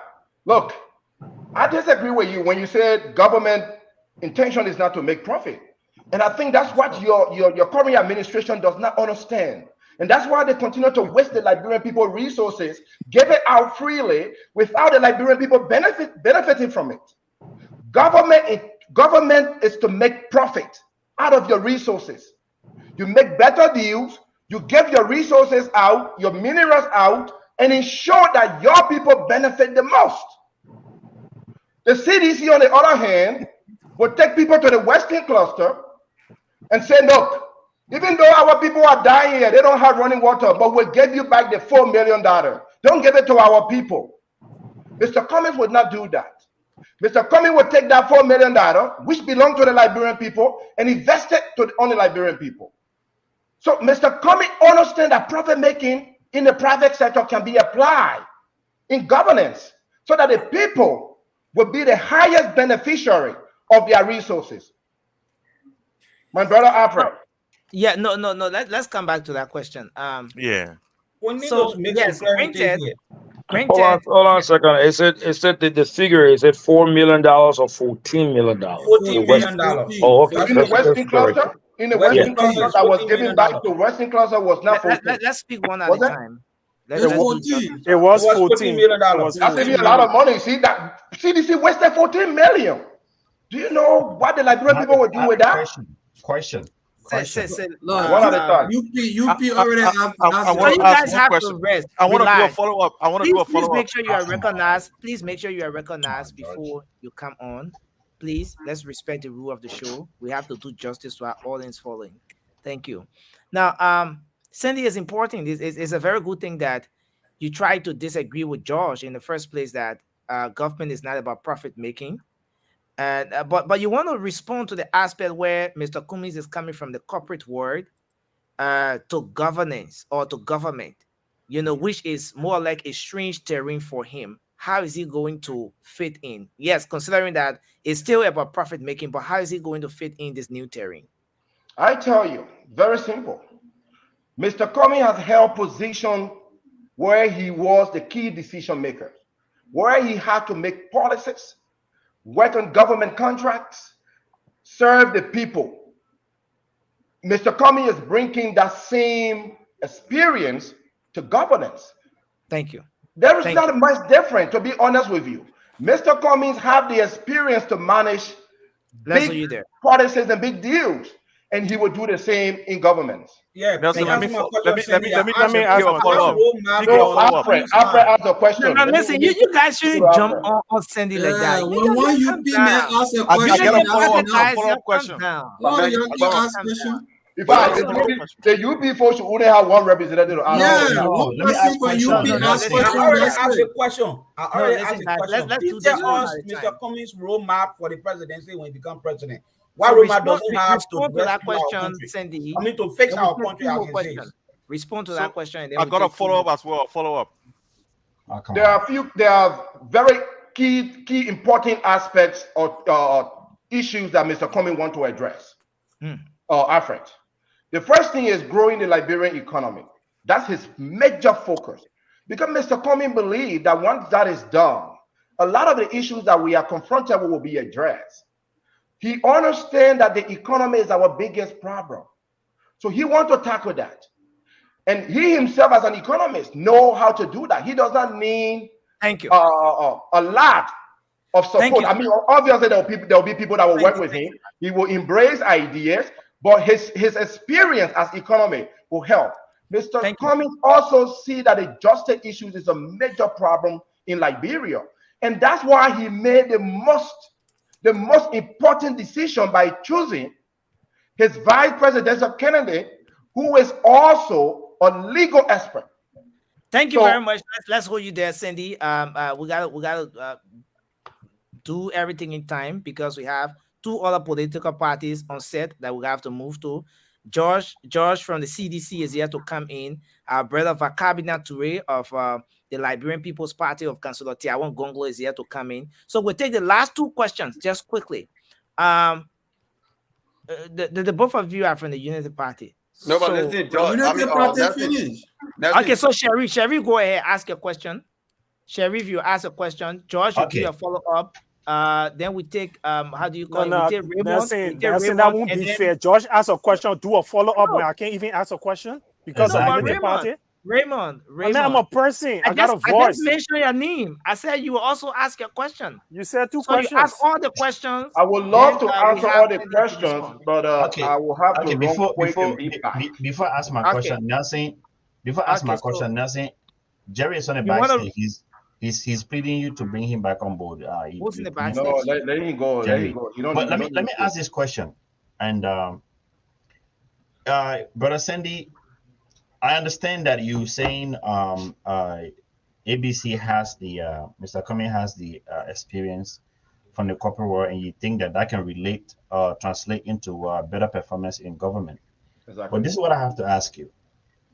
You know, for every sector, an individual or individual work, there's a set achievement that you have to always point out. Especially for him, there should be a set achievement that he had let's go to the point, sir. So my question is, Mr. Cumming being in corporate America, working Coca-Cola, where the system has already been built for him, the foundation is already there. He's not the one doing the hiring. He's not the one doing the vetting. He's not the one doing the policy makings. Everything the foundation is already there.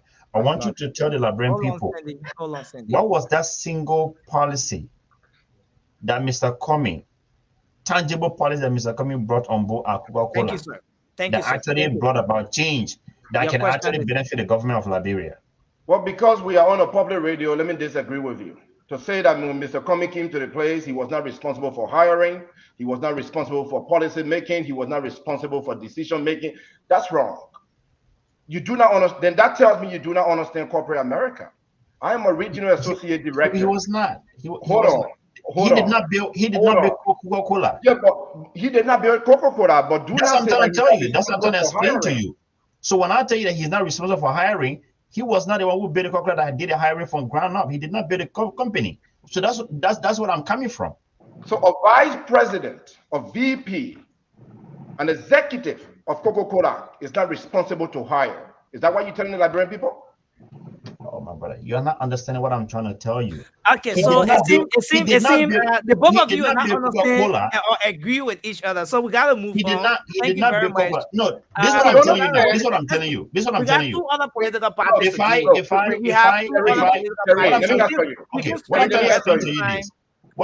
I want you to understand is in corporate world, that hiring requirement, even he hired. The hiring requirement standard is not set by him. It's already set by the company. It's not That's what I'm coming from. It's not okay, so I think the both of you will go back and forth. Sorry, we have to hold you guys there. Thank you very much. Thank you very much. Thank you very much. So Mr. Josh, you wanted to come in with a point, and then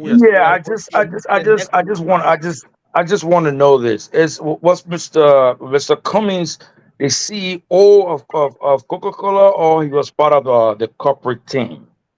Okay. He was the vice president for Coca-Cola for many years. Then those policies and regulations were already established as to how the institution should run. Exactly. If he was a CEO, he designs strategies and policies as to how the company can profit. But just as a staff, it's a corporate. That's a whole different thing. Okay, so don't tell me I was, But anyway, I'm not going to argue that. I got something different to talk about. 10 seconds. 10 seconds. 10 seconds. No, 10 seconds. Just 10 seconds, please. Just 10 seconds. They want to make clarification. I want to make 10 seconds. Guys. Listen, Sharif, we're going to put it in the backstage and why. Sharif, calm down. You guys from Unity Party, you're 5 on this set. In fact, our new guest brought the number up to 6 persons on set for Unity Party. Come on. That's unfair. This is electioneering. You do not degrade number in the electioneering process, and what you're doing is undemocratic. Listen. Raymond, you always have a problem, Raymond. But that's an undemocratic democracy. Okay, guys. I don't intend to be on too long. I just have a concerning issue, something I just want to put out there, and then you guys can just go about. Because once I'm done, I'm out. Okay. Yeah. So but I just thought there's something. There's something. Before George It's come in, I not. respectfully. It's okay. Hold on, one It's, second, please. George, yeah. George, I'm sorry. I Okay. respectfully have Go to ahead. leave. Go ahead. Go I'll be ahead. back. But I respectfully have to leave, and I'll be back. I have to pick up my daughter from her Bible study. I'll be back. Okay, you are excused. All right. Thanks a lot. Thanks a lot. Welcome back. Yeah. So you can go ahead. Go ahead. Me? You are muted. Yeah, you are muted. Okay. Go Good. ahead. Well, there's one thing every one of us on this platform can agree to. That is George Weah is no good for Liberia. So that's No, we all awesome. don't That's agree. We all don't wonderful. agree. We all don't agree. Okay. I Who totally else? agree. I agree. Okay. I know, you know, we all know that you agree, but that's okay. That's not the point I want to make here tonight. All right, folks. This is what I want to say. Just mute? Guys, can we mute? I don't want to be putting folks in the background. It Ever? doesn't feel well. When it's not your turn to speak, please just mute your microphone. Let the person who has the floor go ahead and speak. Thank you, sir. Okay. Go ahead. I said earlier I'm a Unity Party partisan, but I do have some dissatisfaction, and I as a Unity Party partisan, we need to address this as soon as possible. Okay. Because if we're going to implement democracy, we're going to embrace democracy. We have to lead by example. My concern is with District 10. Okay. Anyone who have monitored this platform, you will remember that Kowu, I think Mapik Gono and Mo Ali endorsed Yeke Koloba on this platform. Whether Yeke Koloba is part of Unity Party, he's part of ANC, or what have you, that was not the case then. Yeke Koloba was endorsed. Now, we see someone else coming under the umbrella of Rescue Mother-Daughter. I think on this Karishma and this and that. My concern is, one may say it's a constitutional right, but notwithstanding, Yeke Koloba has already been endorsed by Unity Party. We need Mo Ali to address this situation as soon as possible, because this is conflict of interest. This can bring division in the party.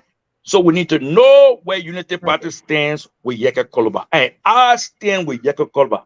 Thank you. We will stand for the truth, and we will lead by the truth. If it means that I have to cancel my Unity Party membership, I am willing to do so. Thank you very much. Ali must address this situation. Can I please speak to that? Thanks for registering your concern. But just before you come in, Raymond, I think this is not the first situation we've had in the Unity Party. There was similar situation with Yeke Sekui, the guy thought to be the son of no, George, you will not interrupt. The guy thought to be the son of the Senator Kun. All right, and up to present, he's still running. We even have a video here where he's seen on the campaign trail in Nima County with Mayor Jefferson Kochi. You know, so I mean that's the other aspect of the discussion. I really don't want us to divert from what we intend to do here today on the show. We actually want the different political party representatives here to say to us what is it that they have on their agenda. Why should the Liberian people entrust them with leadership? But you've registered a very important point. But can hopefully we will take up time to look at that on the next edition of the program. Can I just take 30 seconds? Raymond, yes, let me learn. Yeah, okay. Yeah, so there have been series of issues of such. So we will take up time on the next edition of the show to look at that. But we appreciate it. We even should have had Karishma here tonight, right? Baba, is she still coming on? No, probably we should do it tomorrow, Saturday. Okay, so hopefully we're gonna have that. She even intended joining us to discuss the national issues tonight because the platform is open to everyone. So hopefully we'll talk about that tomorrow. We just don't want to diverge from our point of focus for today. Oh, well, that's fine. I just wanted to register this to take the attention of the platform. We want something different. We'll talk about that another time. Let's move on. So let's move to the CDC. Let's move to the CDC. Oh, okay.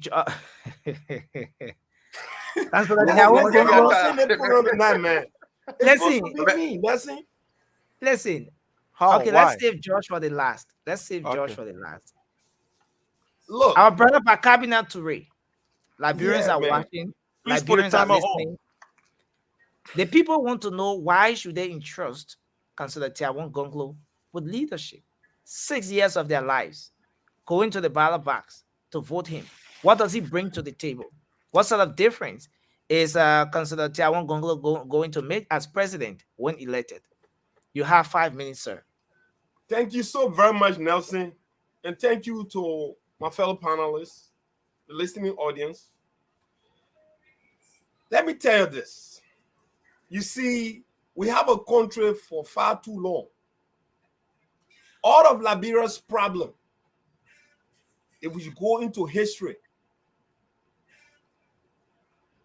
gross violation of our laws, regulations, and just basic tenets of our democracy.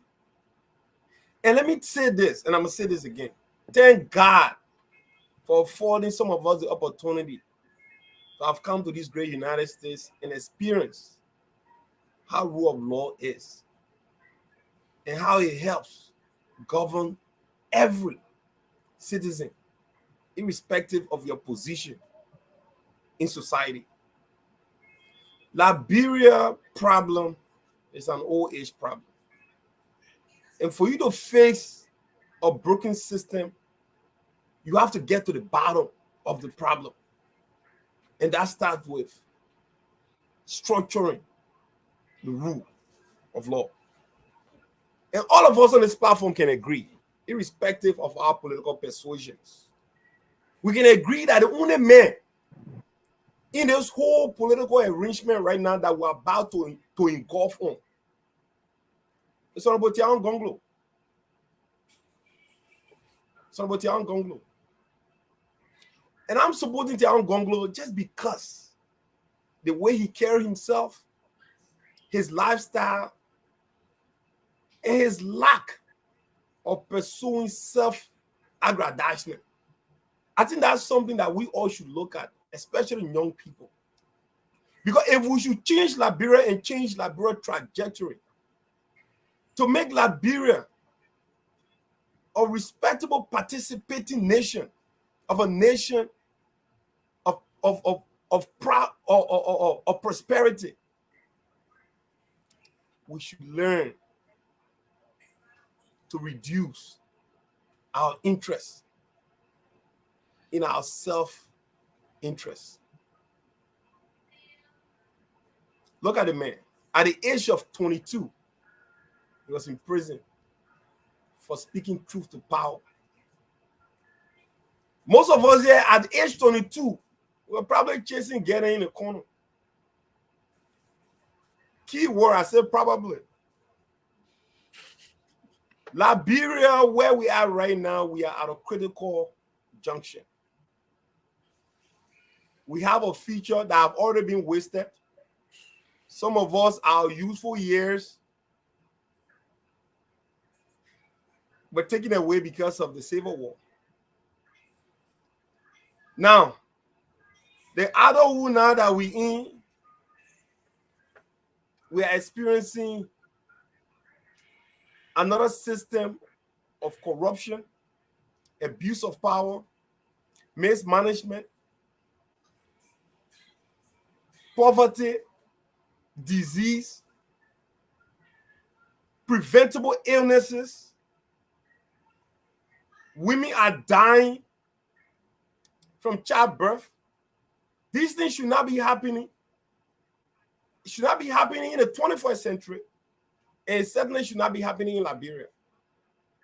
But all these things are happening because when people start to put their interests above the interests of the citizens, when people are busy enriching themselves at the expense of the masses, people should not be going to government for serving themselves.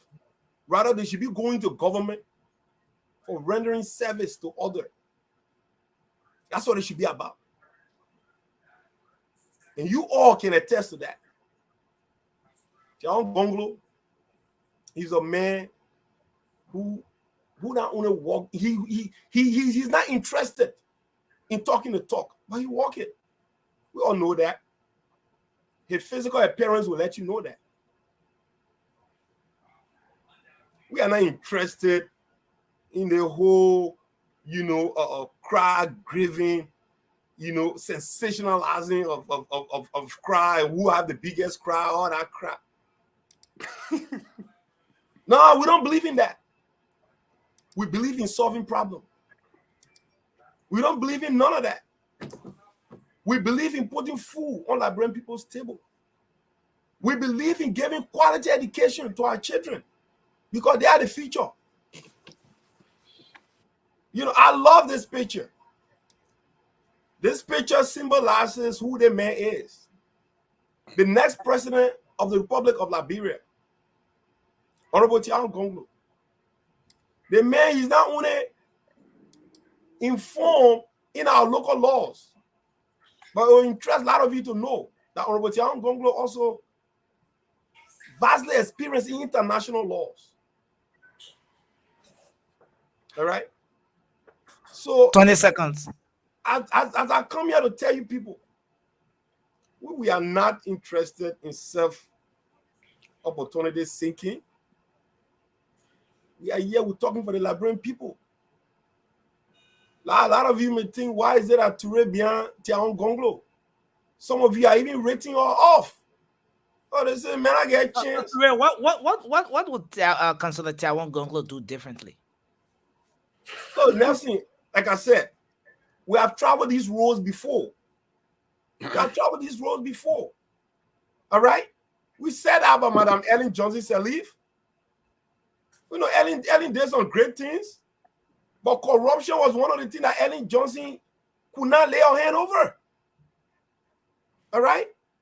And the killer of any democracy is corruption. Because funds that are meant to go to people, when these funds are not getting there to these places, that's kills. Thank you, sir. We were just here recently. The outgoing ambassador, when he hired Kante Tour, that this government was allocating $16 million for our hospitals. Thank you. Only for the ambassador to come back, that the money allocated in the budget, none of the money were reaching these hospitals. These are the things we're talking about. Thank you, sir. As I submit, I just want you guys to know. You see this broom? This broom symbolizes the extermination of corruption. Operation Sweep Corruption. I submit. Thank you. Thank you very much. Thank you very much. Vakabina to sweep your office. The man came with his broom tonight to tell you guys that he's ready, he's prepared to represent Councillor Tiawan Gonglo on the show. But Desmond, I want to say thank you, sir. Thanks for joining us. Thanks for joining the show. We're going to come back to you, but the floor is now open. We're going to throw some questions at Toure. The floor is open for 4 questions. 4 questions to Toure. You listen to him outlining what he thinks Councillor Tiawan Gonglo is going to do. But let me go to my co-moderator first. My 2 co-moderators. Mobile, the people say you conflicted to now, so I don't know. But I got a question for the broom man. I'm waiting for CDC. Okay. So Sylvester, you have a question for Toure?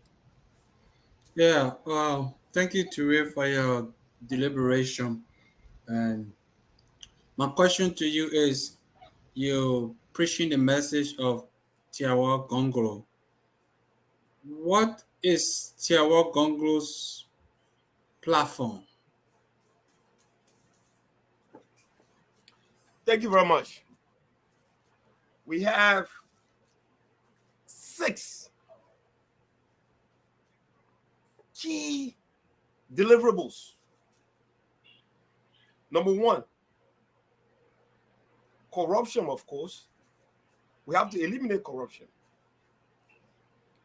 Number 2, agriculture, of course. Agriculture, we all know, any country that cannot feed herself live to die. All right? So agriculture comes to play. Education is key, because if we should prepare Liberia for the next generation, education should come to play. To make Liberia a competitive nation, we have to invest in education. So we got that on our agenda. And we also have what we call system that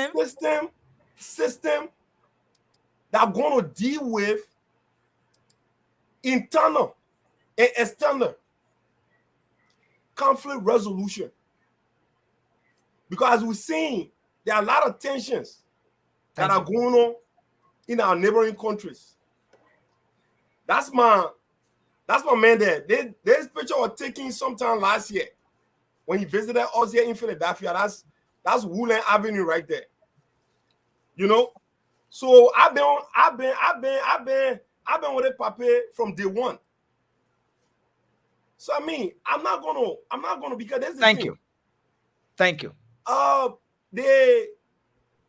There's a saying that says the best predictor of future performances is past performances.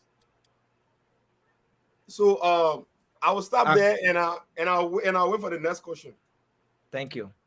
Anyone have a question for him? Yeah, let me go first, please. So Toure, to be honest, I admire your candidate, and I think he's a good man. But you know, everything has rank and file. So I would want to ask you a question in regards to talent misplacement. Given the fight that the justice system in Liberia is taking a downturn, Councillor Gonglo, an astute lawyer who served as Solicitor General, and given the crisis we find ourselves, aren't you concerned that he's going for the highest office where he's never served a position bigger than that of a minister before?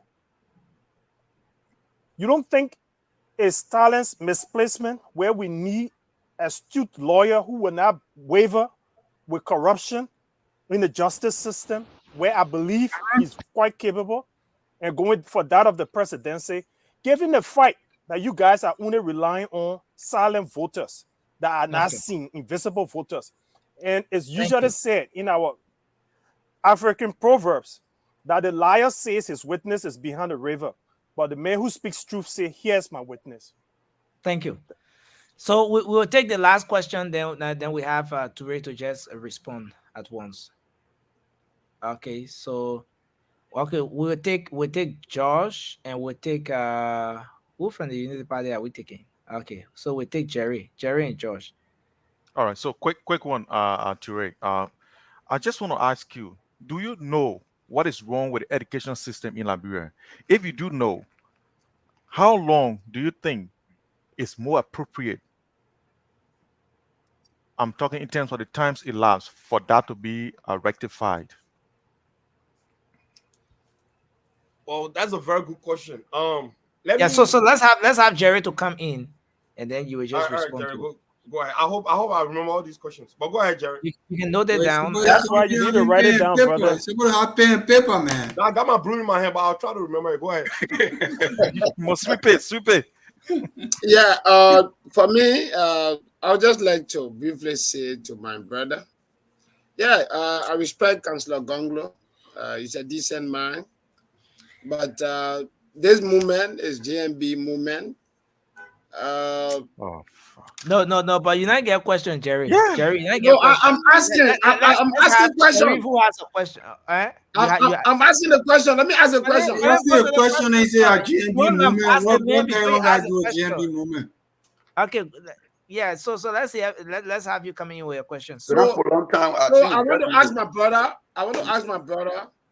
Like I said, Tiawan is a decent man, but I'm just asking you in the second round. I know we will welcome you. I mean, is your party with Tiawan be able to join the rescue team or make a decision publicly to say this is our support? Because I know Melody, you are interested to the rescue team. So if you know, then why are you asking the man? Jerry, my man, for a long time. I mean, like campaign time, the man wanted me to declare his support. Sheriff asked one question. Yeah. Yeah, Jerry. Yeah. So this is what I want to ask. The first question is like just on a personal level.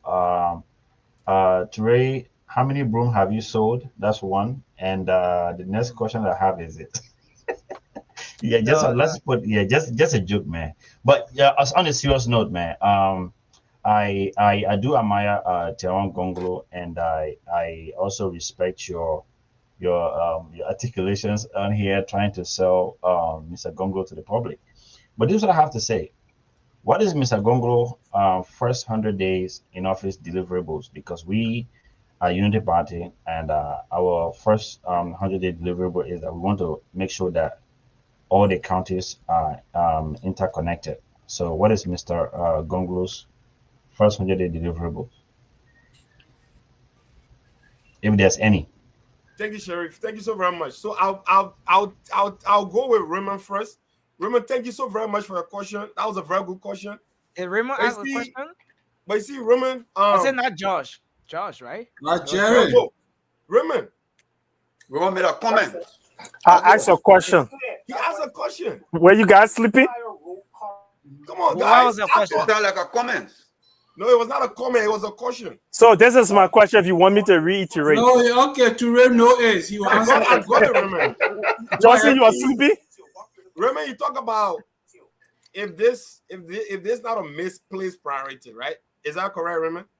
Yeah, considering his astute talent and his fairness, the principle of fairness, I believe he's unwavering. And I believe our justice system is in a downtrend. And I believe he's best suited to rectifying the justice system while he's there. And considering his numbers that you guys say is a silent majority, where I emphasize in our African wisdom, Proverbs, it said, a liar say his witness is behind the river. Yeah. But man telling truth tell you, say, here's my witness standing right by me. So considering that you guys don't have the numbers, don't you think it's best for him to play a part, especially when JNB wins, to be in the justice system where he can rectify? Thank you. His very skills much. and talent can be Thank you, utilized sir. adequately, which I don't have no doubt in. Thank you so very much, Raymond. Look, that's a very convoluted question, but I absolutely fantastic. I like it. But you see, Raymond, look, you see you, I totally look, and this coming from the bottom of my heart. You're very smart. You're a very smart man. You can make a good president for Liberia because I know your heart is in a good place. And speaking on that, you see, that's why I don't criticize Honorable JMB, his age, his health. I don't do that. You see, former President Barack Obama came from the United States Senate after 79 years or a year, but became one of America's best presidents. And oh, by the way, there is something Barack Obama and Teron Gonglo have in common. They are both lawyers. So the Thank you. Thank you. We gotta move on. Yeah. So that one let me go to Josh. Josh, fantastic question. Look, to revamp the Liberian educational system, it's not going to take 1 year, 2 years. Anybody will tell you that the person lied. All right? It has to be a consolidated effort from all facets of government. Matter of fact, it has to be an intentional, policy-driven, to really, really get to the root of getting Liberia educational system to a desirable standard. All right. So I'm not going to tell you, it'll be part of the 100-day deliverable. That will be a lot. All right. So we're not doing that. Jerry, you talk about second-term decision. Jerry, we're not even past first round. I'm telling you, I said on this platform a couple of weeks ago, Nelson, you remember this? I told you 75%. I told you that. I was not underneath the influence of Kush. Okay. So you maintain that Tiawan Gonglo is going to win first round 75% of the total vote. 75%. Anything less than that would be, you know. Look, let me tell you. Look, you gotta go home. You gotta go big or go home, right? I know what this papi has done. Matter of fact, on record, he's the only candidate in these elections that have traveled in every county and locality. I'm not talking about Monserrado. In rural places, Nelson, you can attest to that. He travels. Don't drag me. No, listen. I'm a neutral guy here.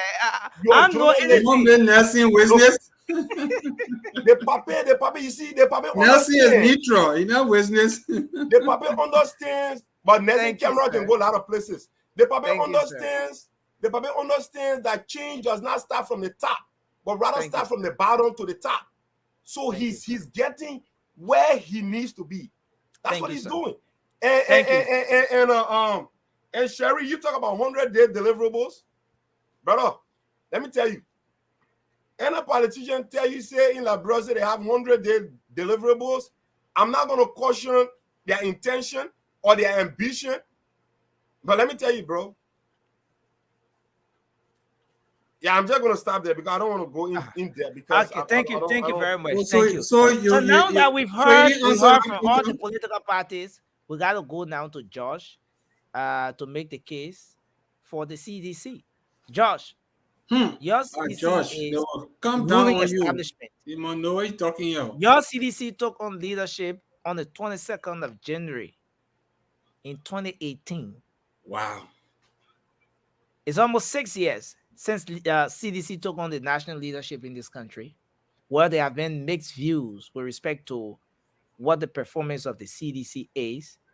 For about 5 years now, Liberians are confused. Liberians are divided on whether or not CDC should be given another 6 years. But Josh, you are here. Liberians are listening from across Radio Land, social media. Why should Liberians entrust the CDC with another 6 years? Another 6 solid years. Why should President George Weah be given another opportunity? Now, right after George, so let me just do this. Desmond, are you here representing any political party? Well, I just anyway, thank you very much for recognizing me, and I appreciate it very much. With that being said, I was trying to look at two evils and taking the least of the evils and comparing their form of application and what they have. And I was looking at the commies, and I was looking at the pop, and Kim Fafana, yes, coming himself in a very, business area for which he's did his almost best. But like someone rightly said, that business already has its own establishment because there was a CEO who has his or her business in place. So he just kind of cover up what they wanted to be introduced to make the business much more functionable. That's where he came in.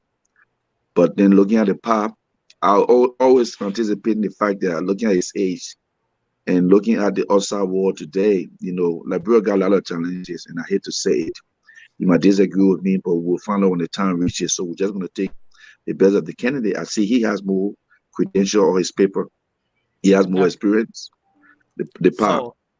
He got more experience. That means that you are here supporting JMB, right? Yeah, I'm in his direction.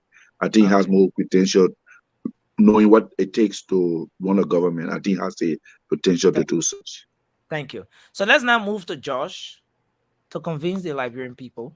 And after that, Josh will receive some questions from the people. What a long wait. Thank you so much. Why should we vote CDC? Why? Listen, I want you to put on your neutral, No, I'm just asking the question. Why? Today, listen, today is not like any other day. Today you are here as co-moderator. Put on that little bit of neutrality. Yeah, I just reiterate. I think Sebastian is neutral. Sebastian is very neutral. Why should we vote CDC? Okay, Josh, go ahead. We're listening. All right, guys. Thank you so much for having me. And what a long wait, to be able to express my view on the subject. So here's the thing. The first thing I want to say is I just want to congratulate, even though I don't share the same, the same thoughts with these guys. I want to congratulate Raymond. I want to congratulate Sheriff or Sheikh and the rest of the United Party guys who are on this show, because I think poor leadership is when you select people because they can, they are more vocal. I think the only selection on this panel of good guys, Mr. Boakai, or former Vice President Boakai, he selected Jerry. He selected Jerry, and as we all know on the show, Jerry is the only guy that used vocal languages on the president. Jerry is the only guy who can insult the, use. We're always climbing down him because of the voice he uses, and this is the only guy that was selected on this panel. So it's just a congratulations to these guys because they are very civil, and usually our people back when they select people who can curse or who can shout more, that's what it is. So here's what I want to say. I think George Weah deserves to be re-elected. Here's why. For healthcare, as we all know, there were 2,000 healthcare workers in Liberia prior to that were being paid by the international community, or NGOs, as we call them, who were working in hospitals around Liberia. When they left and President Weah took office, he had to, incorporate the people within our wage bill. So the wage bill had to significantly increase. He incorporated these people, and now they are the responsibility of Liberian government, which is we paid additional 2,000 health workers in Liberia. That is significant. And he also sent 27 doctors overseas to go and specialize. I'm just talking about healthcare now. He sent 27 doctors to go overseas and specialize in different things, different specialty that will be able to, make an impact. What's going on? Am I still on? Oh, of course. Okay, sorry, guys. Sorry. Go ahead. Yeah, so he sent 27 other doctors to go and specialize in different areas of medical disciplines. And he also went ahead and got the first DNA machines. So we now got a lab of machines in Liberia that we don't have to go to Ghana to do any DNA. We have all the equipment there now to do our work with them. And then they refurbished the brain unit. That is today, in today's day, before George Weah, if you got brain, they will put you in a plane and fly you to Ghana because Kolebu got the best brain unit around that area. They will take you there. For now, you don't have to go to Ghana for being brain in a house or brain in a car accident, or even your child being brain at home for some reason. We've got a brain unit, very sophisticated, that is at JFK now to be used for that function. And now on our healthcare still, he went ahead, he said, look, even though I'm from the Southeast, but I'm not going to take this thing to Southeast, even though this initiative is not part of the government's budget. This money did not come from taxpayer. I went abroad and spoke to my friends in the United Arab Emirates, and they decided to give me some money. They asked me what did I want. I said, I want to build a hospital, a very sophisticated hospital. And he said, look, I'm not going to take it to Maryland, even though I come from the Southeast. I'm going to take it to the eastern part of Liberia, the western side, to the western part of Liberia. And he built the Emirate Hospital, which is 150 bedrooms, hospital, which is a really good addition to our healthcare delivery system in Liberia. And then guess what? He built a 14 military hospital. And guess what? The 14 military hospital was something that came the right time. The right time that it was finished before the Ebola started. Let me take off my glasses. It was finished before the Ebola started. And when that happened, not Ebola, but actually, but COVID. Before COVID started. Yeah, COVID started. So it became an epic center of fighting the COVID epidemic that engulfed Liberia. And I think that was incredible. That is all about leadership, being far-sighted. He did not know that Ebola was, or COVID was coming, but he did this because he needed something. I got to use this to see what I wrote down here, to see exactly, what will help the Liberian people. This gentleman being very far-sighted. Then let's move to education, what President Weah has done. And I think these are the reason why I think he should be re-elected to carry on these developmental plans. And when I asked my brother, that question was intentional. If he knew what exactly was the problem in the education system and how would they solve it, he did not know. He just said, they need more than a year. It was very vague, but President Weah knew exactly what the problem was in the educational system. Not that our children are not smart, but because the whole of the type of situation they were faced with in attaining education. So what he did, he said, what I'm going to do, I'm going to alleviate the stress on school-going kids. That is because when he was a senator, children used to floor his office. Instead of going home to study the lesson after school, they would floor his office looking for money to pay for the WIX or whatever it's called, the West African Examination Council fees. That was a significant amount. So you say, you know what I will do as a quick fix? I will freeze it. I will pay for it so that kids, instead of rushing to people's offices, they will go home and have the time to study the lesson so that they can make a successful pass. And then he looked ahead again and said, okay, what I would do again for people who are very poor, live in a rural area, and their children have to leave Grand Crew, leave Sino, leave all the rural places to come to Monrovia to go to school. What can I do to help those people who cannot afford all the living requirements in Monrovia that have to do with the children going to school? What I would do is that I would freeze paying tuition to all public universities. And when he did that, it brought relief to a lot of people, who are in dire need for the children to seek education, to seek advancement, only because they did not have the money. So President Weah did that. And then he went ahead again and said, what can I do to affect, even though I'm not ready yet to say, I would say all primary schools should be free. What can I do to help people who, want to send their children to school, willing to send their children to school, but don't have the hand to do that? Or the facilities are very poor in where they are living. So he went ahead and built 17 different schools in 17 districts around the country for people to go to school. Better facilities, because we know that people needed better facilities to be more relaxed to go to school and attain their education. And then we come to democracy. President Weah came to power, unlike the previous regime of the United Party. He came to power and said there should be freedom of expression. I think we all enjoy that right now. I see my brothers can be in Monrovia. They can stand anywhere and say anything they want to say, and police don't raid their houses. Nothing happens.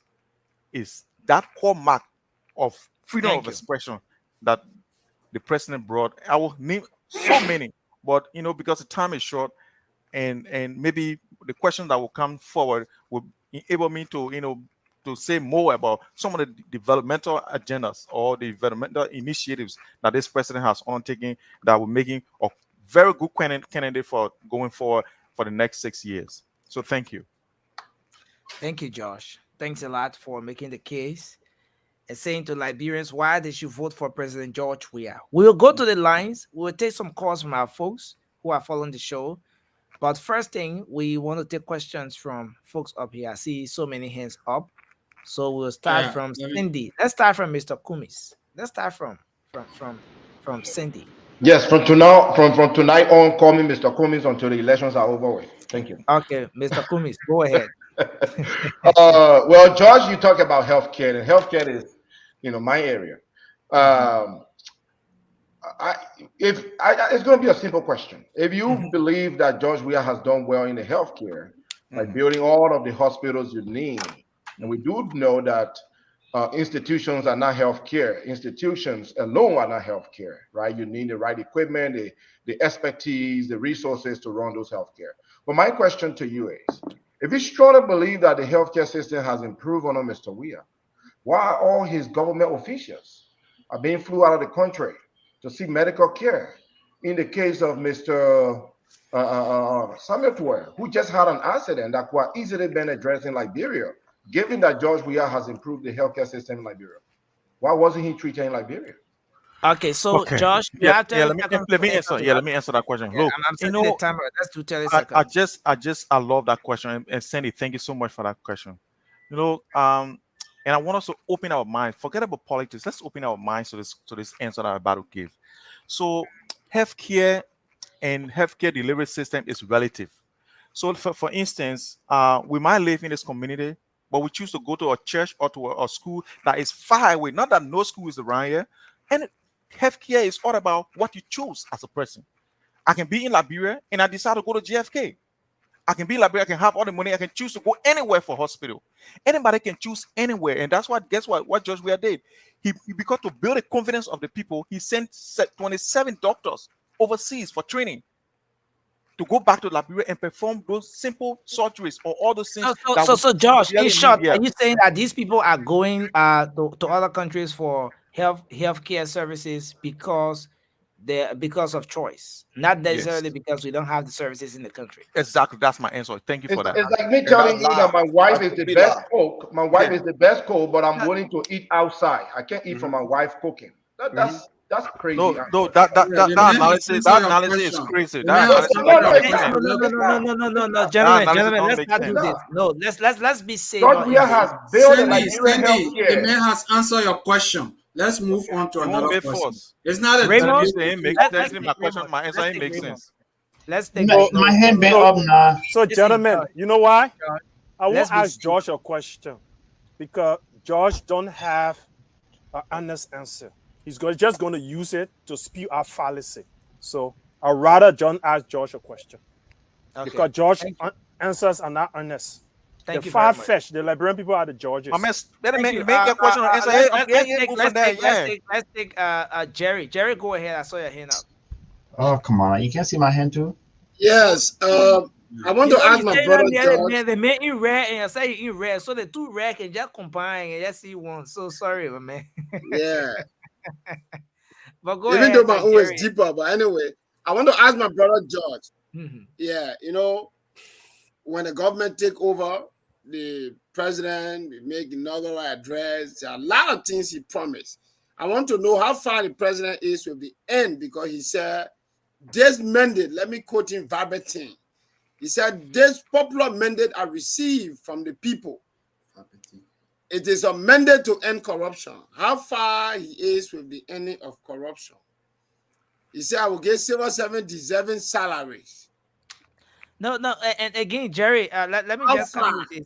That statement about any corruption was actually made at the UNGA when the president made the case for world leaders. Let's say for Liberia. Is that true? Any corruption? Nelson, he made it. Let me answer the question. But he made it on both occasions. He made it on definitely. So I just wanted to be clear that he made it at the SKD. The speech there. He also made it at the UN General Assembly. He also made that statement at the UN General Assembly. But the initial statement was at the SKD.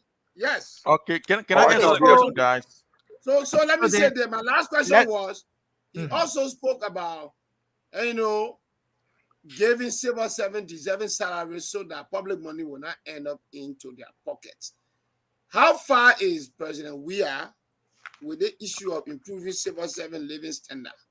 Thank you.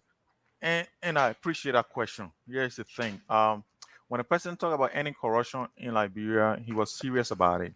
And here's why he was serious about it. He was serious to the extent that even people who were not found guilty by a court of competent jurisdiction, he asked them to resign. A lot of people will not do that because they will be thinking about lawsuit against them. Because if somebody is not found guilty only by a mere allegation that you saw, and the president asks you, look, because of the allegation, you no longer get my confidence, so I'm going to suspend you. That is a bold statement to end corruption because you are accused, not by a court finding you guilty, but because you were accused, the president suspended you. That is a bold step in fighting corruption. So I don't know why you think he's not fighting corruption. Let me go to the second part of the question. When the president said he would give you a deserving salary, he simply meant it as well. Yes, what happened? When you talk about humanization, that was giving people, even the people in healthcare, they are making more money than they made on an earning.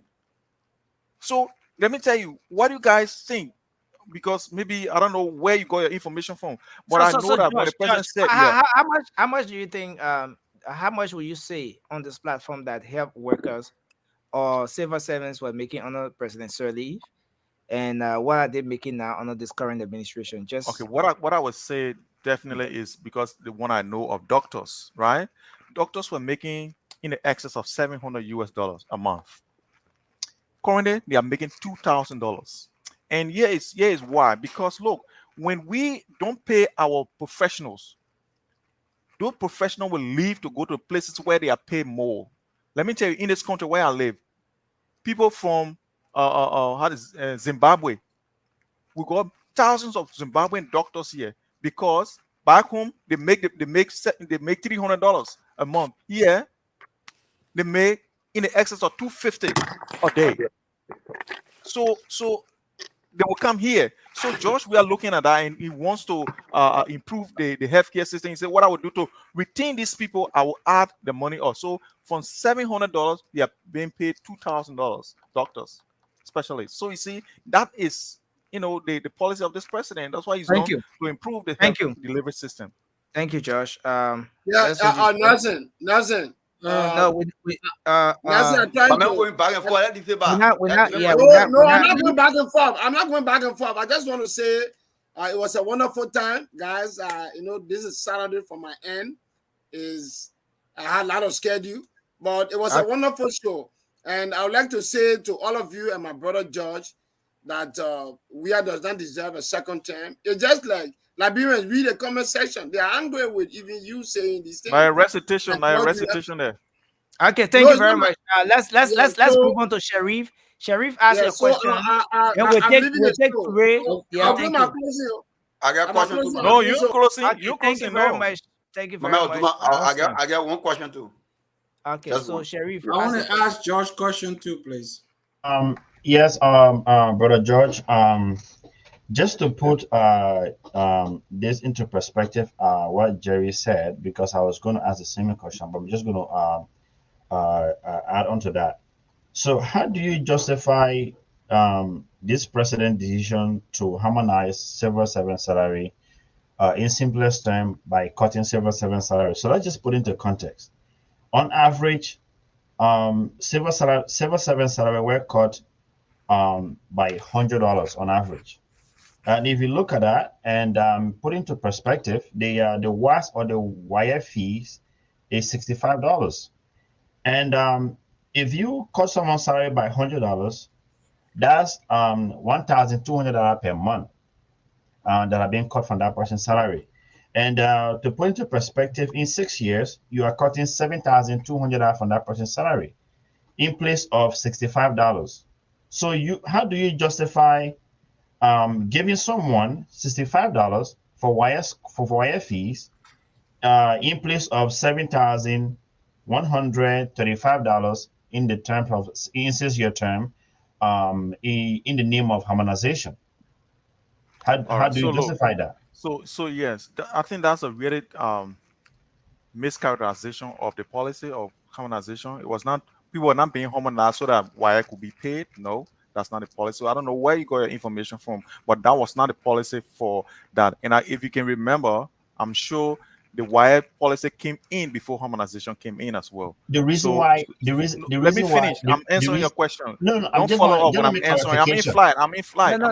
Listen, Josh. Let's have Sharif. Let's have Let me make clarification. The reason why that I pointed out is because your president has been going around telling the Liberian people that I took the salary from the people, and this is an achievement that I've done, and I'm actually paying your children's school fees. So basically, he's using the wire fee as a justification for harmonization. That's the reason why, in that context, I'm asking you a question. Okay, so let me answer your question. Like the question that I asked my brother Sandy, and he did not answer, and he went. And when I said government is a non-profit making organization, it's an NGO. Government is let's look at it in the point that it's an NGO, because government does not make profit. Government, what they do is to resaturate money to make sure that the market runs. Thank you very much. Let's move that there. No, let me answer. I haven't answered the question. I haven't answered the question, Nelson. I haven't answered the question. Let me answer it. So the thing is that I got a question with George too. Oh God, guys, I don't think you guys listen. freely here. We will have to go to the lines. I think George, that question has Let been me have a question. Let the people ask the question, Nelson, please. Let's go ask, man. I have a Okay, question. so Ture, no, just before we come to you, Sylvester, Ture, you want? So let me finish the question, then I can answer I mean, the second that question one. finished. But You George, Okay. Look, No George, problem. yeah, my man, look. You see, that's the thing. That's why for me, all the primacy and all that stuff is just nonsense. Get to the question. This is my thing, George. Look, you said government is not about maximizing profit. That's what you said, right? Yes. Now, but government is about what? Maximizing growth, opportunity for people. Yeah. All right. So now my question to you, in your mind or realm of thinking, are this government at any advantage to Liberians' life since the exception of the CDC government? That's number one. Yes. Number two. Why do you think Liberia relation with our number one ally, the United States government? Why is it that up to this day, this your CDC government have not been able to capitalize on opportunities that previous government have been able to gain from the United States? Thank you. That's my question. Thank you. Okay, so we take the final question. We take the final question. Listen, we take the final question and then we'll go to the lines because we're out of time. We gotta go. Let's take. I just want to ask. Yeah, can I answer this one? Then we go to my brother Sylvester. My man, let's have all the questions coming in. All right. Go ahead. Georgie, okay.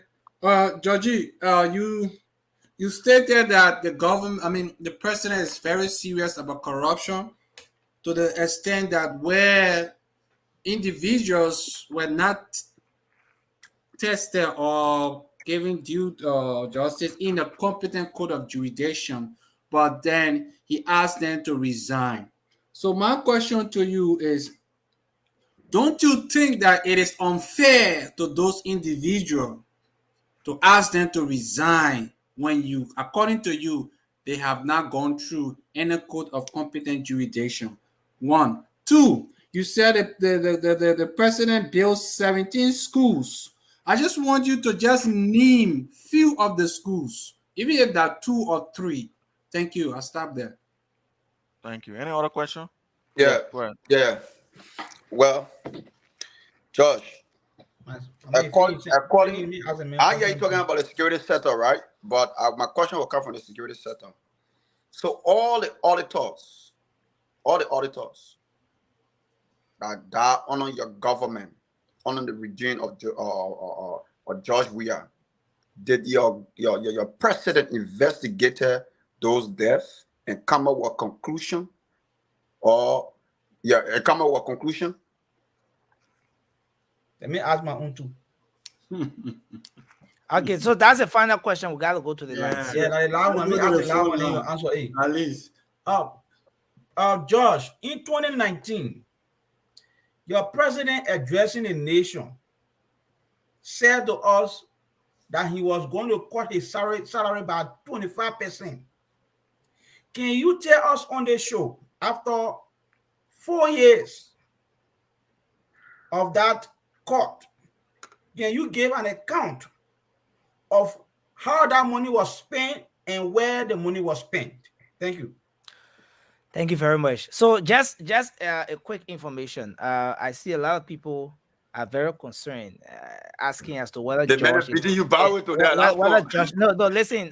Let's do this, Baba. I know. They're asking as to whether George is a guest on the show. So maybe some of you just joined the show. We had the time for all the political party representatives here to lay out their platform, their agenda, what their respective political parties will do. Why should Liberians vote them? And like George, all of those political party representatives were asked. There was time where questions were, posted to them. They answered those questions. So George is the final person. We did the same with Mr. CPP, Cindy, Jalayu Cindy on the show. We did the same with Ture, who represented Councilor Tiawan Gonglo. And with the folks on the Unity Party, Raymond, Cherie, Jerry, and everyone. So this is just the same with George. So I don't see the point where a lot of you are coming from when you talk about George is not a guest on the show. All right. So let's have you answer the question, George. Then we'll go to the lines.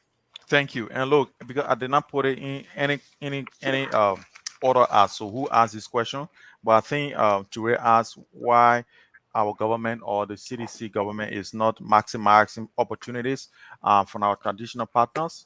And I would say to that, look, the government is maximizing opportunities. What you would not see is the billions of dollars that came from the United States and other countries right after our war. That money was aid to our country to make sure that we get back on our feet. That money would not be coming all the time. That was it. It's called aid to a nation. And once that nation is out of that stage, that money does not come anymore. The only money that comes now comes from USAID. USAID is for development. So USAID will come and say, we got $120 million for your budget support. But then tell us, what are the projects you want us to do? Then USAID will take on the project. So it still exists. They're still being maximized. So I'll come to my brother. I think that was Sylvester who said, was it unfair to those who were told to resign, or who were set maybe asked to, who were suspended actually when they were named in a U.S. report for corruption? I would just say it like that. I think in my mind it was unfair, but sometimes if you want to be very straight, even in our homes, you have to do some unfair things to make sure that you instill discipline amongst the people. It was unfair that they were even stood down or even to suspended. It was unfair to them. I think what the president should have done was to make sure that whoever brought a complaint against these people brought all the evidence, and the court could be, a court process would have been, hard. And these people, if they were found to be guilty, they will fire them.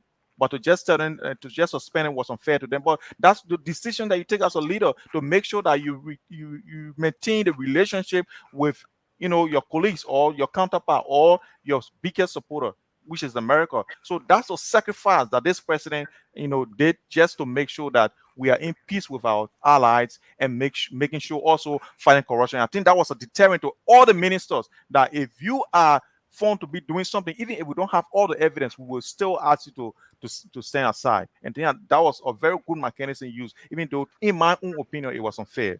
Then we'll go to the death of people investigated.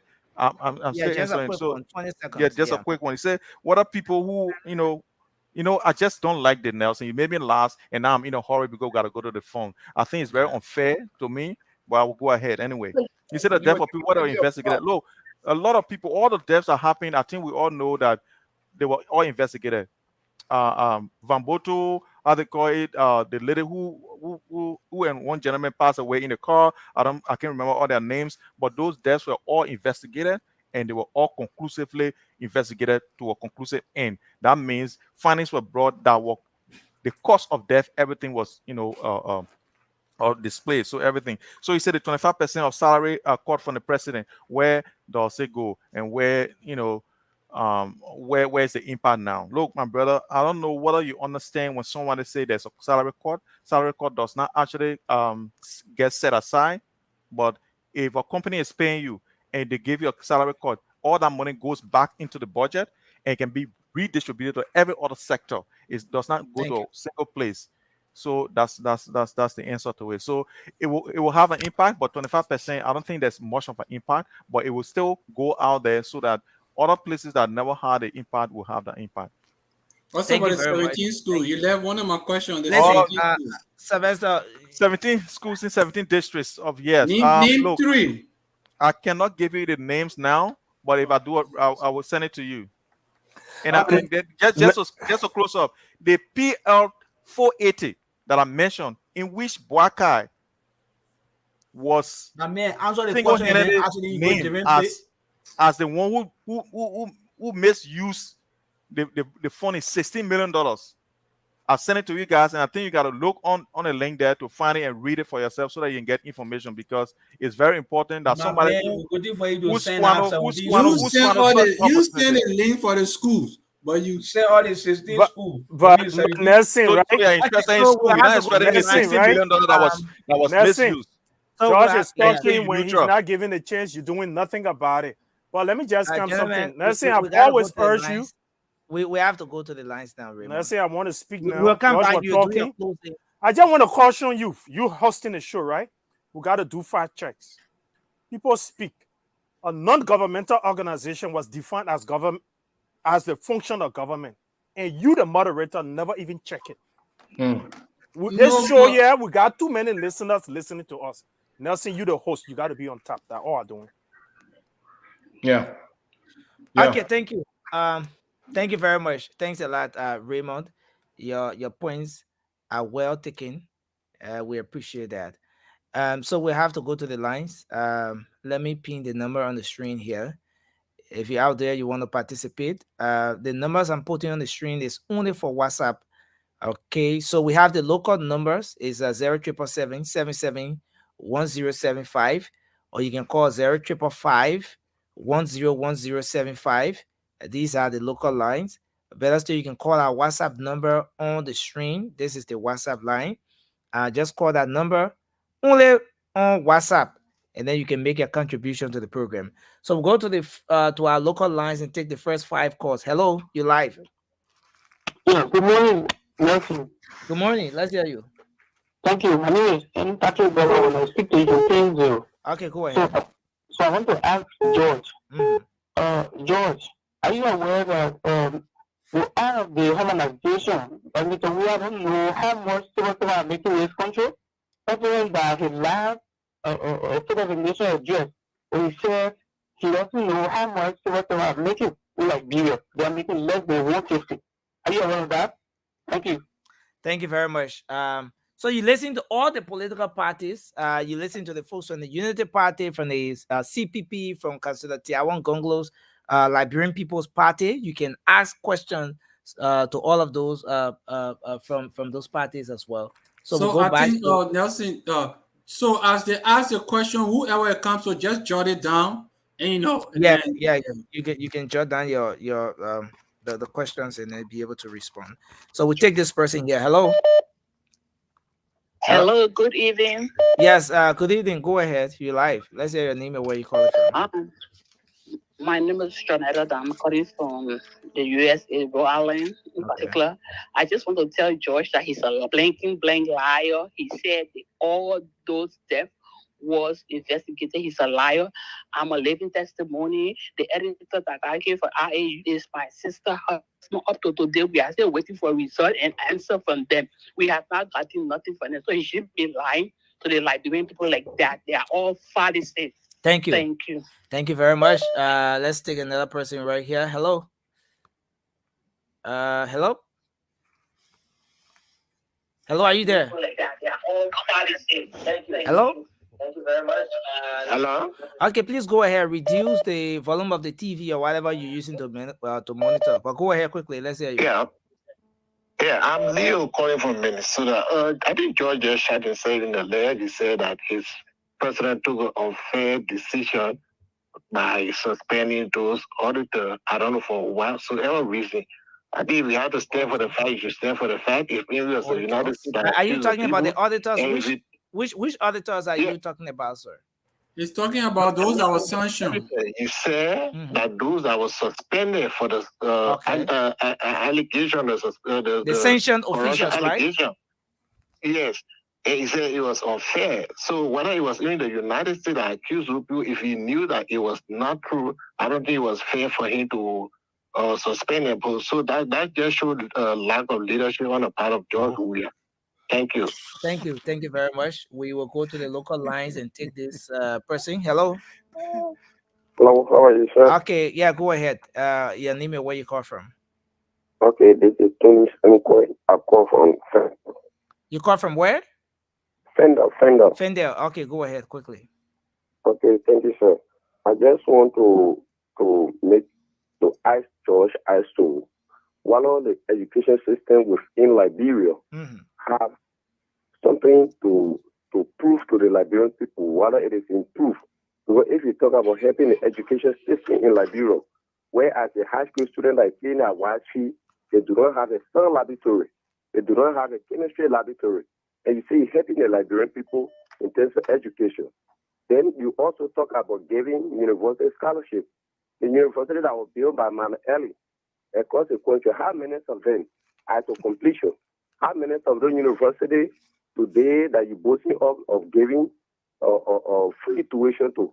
How many of those universities have a cell laboratory to prove that yes, indeed, education system is unique, that you misdirecting the leadership instead of you equipping those areas and then overlapping by saying that you want to certify individual priorities. Thank you, sir. Thank you, sir.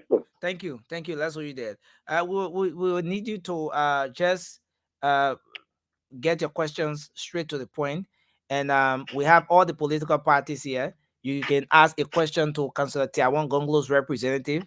The CPP's representative here is Jalayu Cindy. You can ask your question. You can direct the question at him as well if you're interested in some of the things he said. And you can ask the Unity Party representatives on the show as well. But let's take this person. Hello, you live. Hello, this is Corita Fakone calling from Minnesota. Okay. I want to ask Josh, and I want him to answer the question before the show be over. He need to show one of the school that Josh built. That Josh we are built doing his redeem. He want to show one of that school. It's so sad he's so young. Only because he not get dream of Liberia. You know, I'm probably he even get nothing in Liberia. So based on that, he's seeing the good thing and saying negative thing that people crying, and he's saying those things over and over. It hurts me so bad. I always listen to your replay because I don't want to listen to Josh. Let him show one of the school. Thank you. Thank you very much. Thank you. Thank you very much. Let's go to the local line. Callers should be allowed to exhaust themselves, please. No, the callers were expressing. The caller is being personal. They will cut them off. If you don't cut them part of the show. I'm supposed to be here. I'm supposed to be here. If any caller don't want to deal with the issue and want to be personal, hey guys, let's disrupt the show. People are paying attention. Let's disrupt the show, guys. Very, very important. People come here, they threaten me. They threaten me. Let it be quiet. Come on. Because you wear tie, nonsense. No, this is going to George. We gotta respect one another, guys. You guys talking about George. George is a blended liar. First of all, you can disagree with Josh. Yes, you know, let it be about the issue. Let's not go personal. I'm having problem with him. Let the people express themselves. Right? He says, George, we are the president. Did all those things. He investigated cases for murder. He's lying. He's lying because my brother are one of the 3 missing boys. Also, this time, and he took my brother then in hostage, and my uncle Kalasco was there, and I guess he saw him, but because he was ashamed to tell the family, he told us that he was going to come back and go and tell the Pape what happened because his nephew was missing. Since that day, Uncle Kalasco, I ain't calling him no uncle again. Kalasco, when he didn't come back, and I guess he listened to the show, he watching me. George, we didn't say anything about those children and disappearance. He sat there and knew those children and turned around and told them that if you guys release them, because their parents already know that they are dead, if you guys release them, they will put our secret outside. So he didn't do anything about anything. And he knew my family. His oldest son is related to my mother and sister's son. Thank you. Rather. I'm sorry for that. So he going ahead telling people all kinds of things that this man is good, this man is this, this man is not good, this man is wicked. Thank you. Wicked. We don't need to be president anymore. Thank you very much. Other people then children he been hurting. People haven't talked about it. My mom is in tears. My mom is still grieving. That's her only boy child. Can you imagine? And then that George man sitting over there, it seems like thank you very much. Just calm down. Thanks a lot. Thanks a whole lot. Thanks a lot. We appreciate you. Thanks a lot. We appreciate you. We appreciate your contribution. Thanks a whole lot. Let's take this person here. Good morning. You're live. Let's hear you. Yeah, good morning. How you doing? Yes, please go ahead. Put some energy in your voice. You're very low. Go ahead. Let's hear you. Yeah, this is Clarence Kumo. Okay. I just want to ask Josh. You know, everybody came to comment in this country. Now this comment for in this country. How many companies have they brought in this country to really release the people in this country? How many companies? Okay. Then you get me one. If you get me how many companies they brought in this country, then I will vote for CBC. Thank you very much. Let's take another person here. Hello. We take this person. Hello. It's not you. It's George in which I want to talk to. You say you want to talk to George? Yeah, that's according. You want to say something to George? Oh yeah, but George is on the show. He's listening. Go ahead. Yeah, I've seen that. George is saying that Weah is the best. What has Weah done for the country? Or because he's very young, that he do not even have a thing over there, a kitchen chicken basket over there in the country. No, Papa. How did you know that he doesn't have anything in the country, sir? He said just because of his physical appearance. I'm looking at George. I'm watching George. He's a very small little boy. Now, my last daughter is even older than George. Let's go to the issue, sir. Let's go to the issue, sir. Okay. Let's go to the issue. The issue is Weah cannot be qualified, and he is not qualified for the second term because there's nothing that he can do for the country. Okay. Thank you very much. Thanks a whole lot. I don't know, at the end of the day, we will all not have the same views on issues. This is democracy. Let's take this person. Hello, good morning. Hello. I don't know. You have your set on in the background. Can you lower it? This is democracy. Hello. Hello, you live. Let's hear you. Yes, Nelson, I don't know. I'm Samuel Zoe calling from Denver, Colorado. Thank you. Go ahead. Yes, I don't know why you keep this guy in presence of George on the show, The show is open to everyone, sir. It's open to everyone. Keep him on the show. He's not contributing anything. You get him on here and spewing lies all over the place, and you keep laughing and taking it to be a joke. Okay, thank you very much. Thank you. Let's hold you there. We have this platform open to everyone. All right. So regardless of the political parties that the different panelists here support, the fact remains that we are Liberians, and we all have the right to believe in what we believe in, and that is democracy. We should respect people for what they believe in. We should discuss the issues, disagree, and possibly convince the opposing sides on why we think what we believe in is the best. All right, so it should be about that. Let's take this person. Hello. Hello. Okay, hello. Go ahead. You're live on the show. Okay. I'm gonna take it easy on my brother George. He had enough.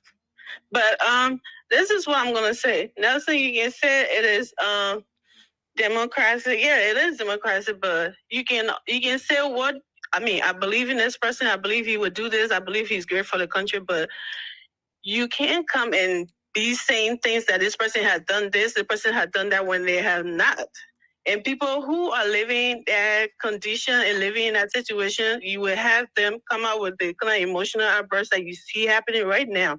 So I don't think anybody is saying George shouldn't shouldn't support who he want to support, but saying that George Weah has done the build schools and done that, I really want to know some of the name of those schools, because I've seen little children in Liberia in the mud house, one big old room, everybody in there sitting on the floor and everywhere. And I don't know what those schools are. And I want to know how many times George Weah been to that military hospital, him and his cabinet or whatever, that makes it so great, because the building being there and having the equipment in there for the people is two different things. And how many times doctors have a salary increase, or nurses, and we see them protesting all the time? I really need to. Thank you. I really want to hear that. Thank you. Thank you very much. I think we'll have to hold the course there, because we are seriously running out of time. We'll go back to you guys. I think George, all the question came to George. I think George should go ahead. Just talk. Yeah. Can I make a comment, Nelson? Yeah, Raymond, go ahead. Make a comment. Yeah, make a comment. Okay, so gentlemen, I just want to say we are all here because of the audience. If we got zero audience, this show is no value. So as much as we can have our say, use our words, speak our minds, let's allow our audience to speak their minds, because we want to attract the audience and we want to speak to the audience. That's all. Yeah, it's true. We should allow our audience to speak their mind, but let them be respectful. In as much as we disagree with George, I did not kill anyone. Conversation is this kind of conversation is emotionally charged. Dre is sitting here and he's talking about no. Listen, guys. Listen, some of these things are very sensitive to some people. Listen, George, come on me. I have to come. Yeah, listen. They are very sensitive to some people. You can't take it out of it. I have to come in. George. I'll be leaving you. I'm going to be leaving you guys. George, I have no ill intent for you, brother. Matter of fact, I respect you and I really care about you. But when you present yourself to the public to be an opinion leader, you should have also accepted the fact that you'll be ridiculed at some point, right? These issues are personal to people. They are, all right? They are, Nelson. And besides, freedom of speech, freedom of expression, telling you are a liar, that is not a crime, George. When someone come on here and say, hold on, wait. When someone come on here and tell you, say, they will attack you physically, that rather is a threat. So know the difference. Nobody came on here and say, if they see someone, they will attack you or they will do bodily harm to you. So allow the people to express themselves in their totality. That's what I'm saying. All right, guys. I'm not scared. So I just want to say something here. You can respond to the questions. On Thursday, please give him time so he don't have infinity to respond to the questions. On Thursday, January 23rd, January 26, 2023, George Weah dedicated the public school King Gray, and here is a release here that says His Excellency President George Manneh Weah has fulfilled yet another significant milestone promise in the education sector with the dedication of the King Gray Public School in Pennsville on Thursday, January 26, 2023. So that's just one example. So people come up here because they are angry. I understand people are angry, emotions are high, but there's no substitute for the fact. You know, and I'm sorry if someone died from you, if the person it was not investigated. I mean, not every case, every death or anything that happens can be investigated to the conclusive end. Sometimes cases go unsolved for years, and I'm not saying that it's a good thing, but these things happen. But that does not mean that all the cases were not investigated and there was not a conclusive end to it. So I just gave you one public school that he dedicated, and it's written here. If you go there, look for it on Google, you will find the school that he dedicated. I just one. There are so many, but I just give you one now so that you can go there. So you don't really, if you say I can lie, go and read that thing and see the school pictures, everything there, all the teachers that are there smiling, so you can see, and the children that are there playing in the play in around the school, the new building that he dedicated on this day, so that you can see it. It's a light green building, white and light green building in King Gray in Pennsville, so that you can see it. And then maybe you would say that maybe it's a fixed school. So Josh, maybe you have 1 minute to respond to the question. And then somebody talk about me shooting myself in the leg. Look, maybe English is not our is not our dialect. English is something that we learn from the white people. So sometimes we might not understand what other people are saying. Maybe the intention from other person speaking, it might be something completely different to you. When I say it was unfair, that's my opinion. I mean that the people they will not treat that fairly, because I think someone must be found guilty before they face any consequence. Maybe that's why he did not send a prison or anything. But I just felt that it was a harsh decision that the president took. Being harsh does not mean that he was wrong to take it. He's the leader. He appoints and he can dismiss anytime. So he dismissed them, or he told them he suspended them. That's his prerogative. That's the power that the Constitution gives him. So I'm not going to sit here and say because. So Josh, in the case of the King Gray School you're talking about, are you referring to it as one of the schools that was constructed by this government? Or thank you very much. Thank you, because our newly built. It was built from the ground up. King Gray Public School. Go and research it. I want you to because listen, Josh, you're on record. All right. Yeah. This show, after 4 years, 5 years, for as long as people will come back and listen to you on this. Are you saying that again, the King Gray School was constructed from ground to finish by this government, or was it renovated by the government? It was built. That's what I'm reading. It said the newly constructed King Gray Public School is located in the ELWA community. It's a newly built. That's why it said that the newly constructed. They didn't say renovated. That's what the story said here reads. If you can go there, you'll see. If you want me to send you the link, I can do it right now. It said newly constructed. Listen, don't bring argument here back. That school you're talking about, I live in peace. We know where that school is. So don't have to talk nothing yet. That's it. Where your point? Even everyone knew they built that 8 classroom coming both of your whole government. But let's not interrupt. Let's give George the right information. George haven't been around Monrovia a lot. King Gray Public School is an existing public school, and George, we are added 8 classrooms. That's all. But it's not a new school. So that's the information. I say he built new school. I'm talking about newly built. Yeah, but the King Gray Public School, it's an old school. The King Gray Public School was built. Josh, let me tell you what happened classrooms. There was a storm that came in the Queensway area and it ripped the school. So when it ripped the school, President Weah was living, that time he was still the area resident. So when he went to visit that school, that's how he saw what happened over there, and that's how he instructed he instructed this guy, the president. Yeke something. Yeah, he instructed the guy from Liz. Percy Yeke from Liz to do that. In fact, we were doing the So in short, annex was added to the King. Annex was added, and you know why there was an election every time. So let's proceed. But the King Gray Public School let's say, look, here's the thing. Here's another story here. Weah enhances academic space, dedicates a new annex to the Boatswain High School. Is another one. So look, guys, you can sit here and say George Weah did nothing. Look, it doesn't affect me anyway. But when you leave the truth and want to lie because you want to support somebody you support, then it becomes a problem, because it is happening now. If you're the person you support, if that person comes to power and we sit here and say the person have done nothing else, you will be just like me, trying to put the truth out there. Why people will be resisting it like this? It's here. We are enhances Boatswain High School annex. Put a new annex there. But they're not new school. I don't care. I don't care. But children are going to that school now because of the annex. And that's why I didn't ask George a question. That's not building school, George. Guys. Nelson, let me make a public announcement. Nelson, guess what, guys? I know we all got emotions in the thing, and guess what? I got so much to do.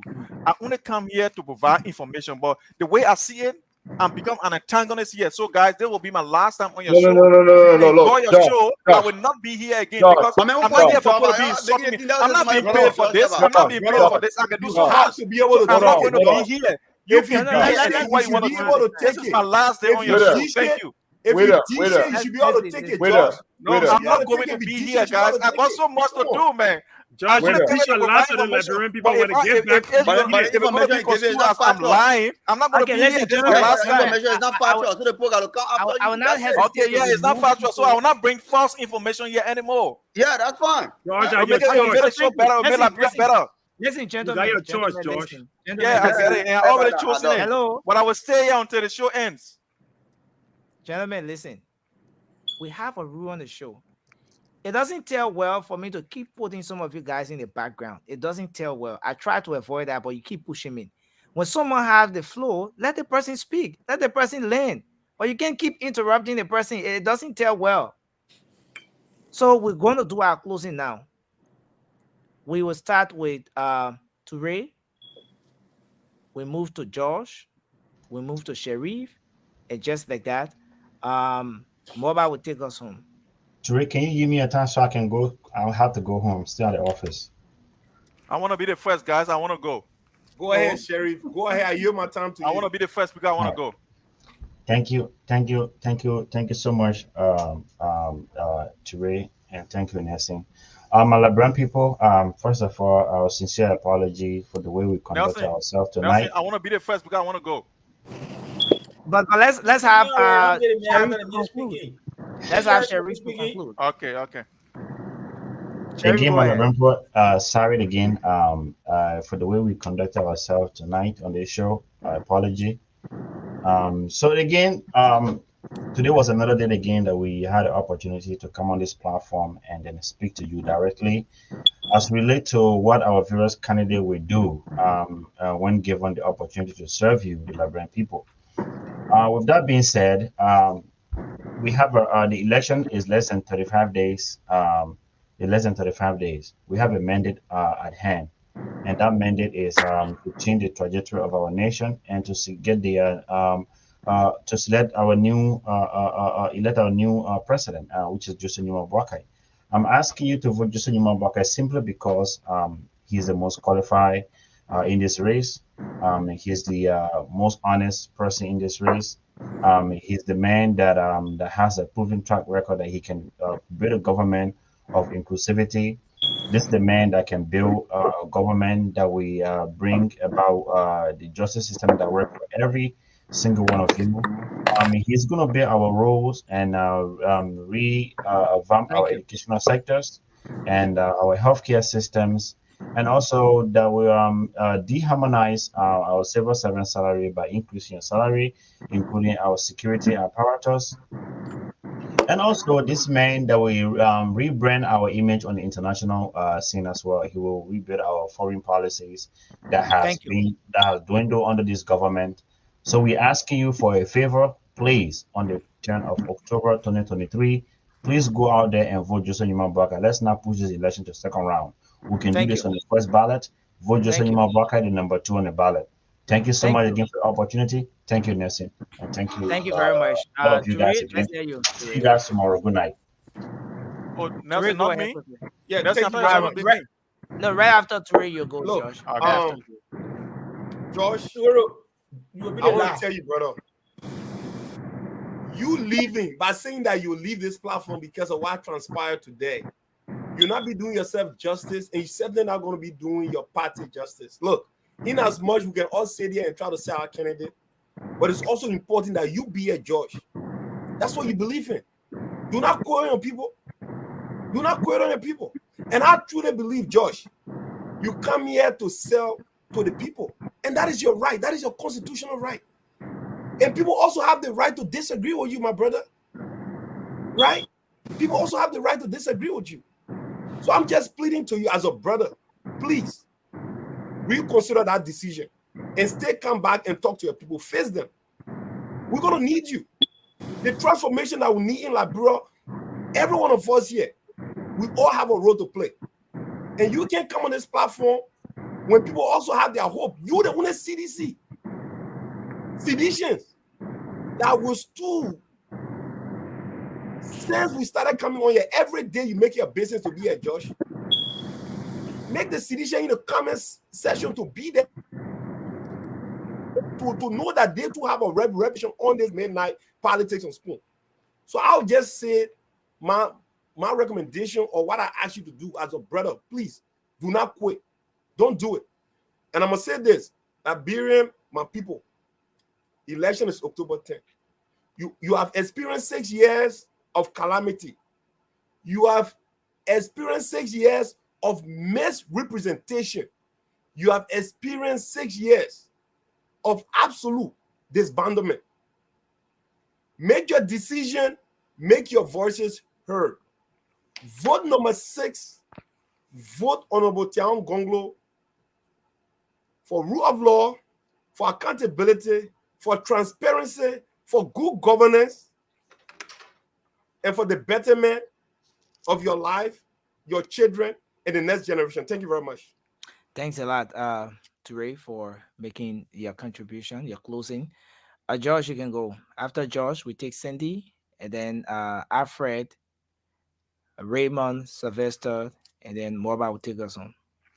Okay, look, thank you guys for having me, and I always appreciate this opportunity to be on this network. You know, I know it was a hard decision when I spoke to my family that I was going to be coming on the show. They had a lot of reservation, a lot of things to tell me. They said, "Look, George, the reason why you don't want government job is because you don't want people to insult us. my family, my wife, my kids, everybody, my brothers and sisters. You don't want to put it in soda. That's why even when the CDC took power, you said you didn't want any job from the CDC, from government, because you always been in the private sector, and that's what we know you for. So why would you want to go on a talk show that is anti-government, and you want to go there and preach the government's agenda? It was going to be something that is going to result in, a lot of this let me finish. I will tell you, Mhm. it is anti-government. Trust me. You don't want to admit it as your business, but I will tell you it. So here's the thing: there is a group of people that contribute here on this network.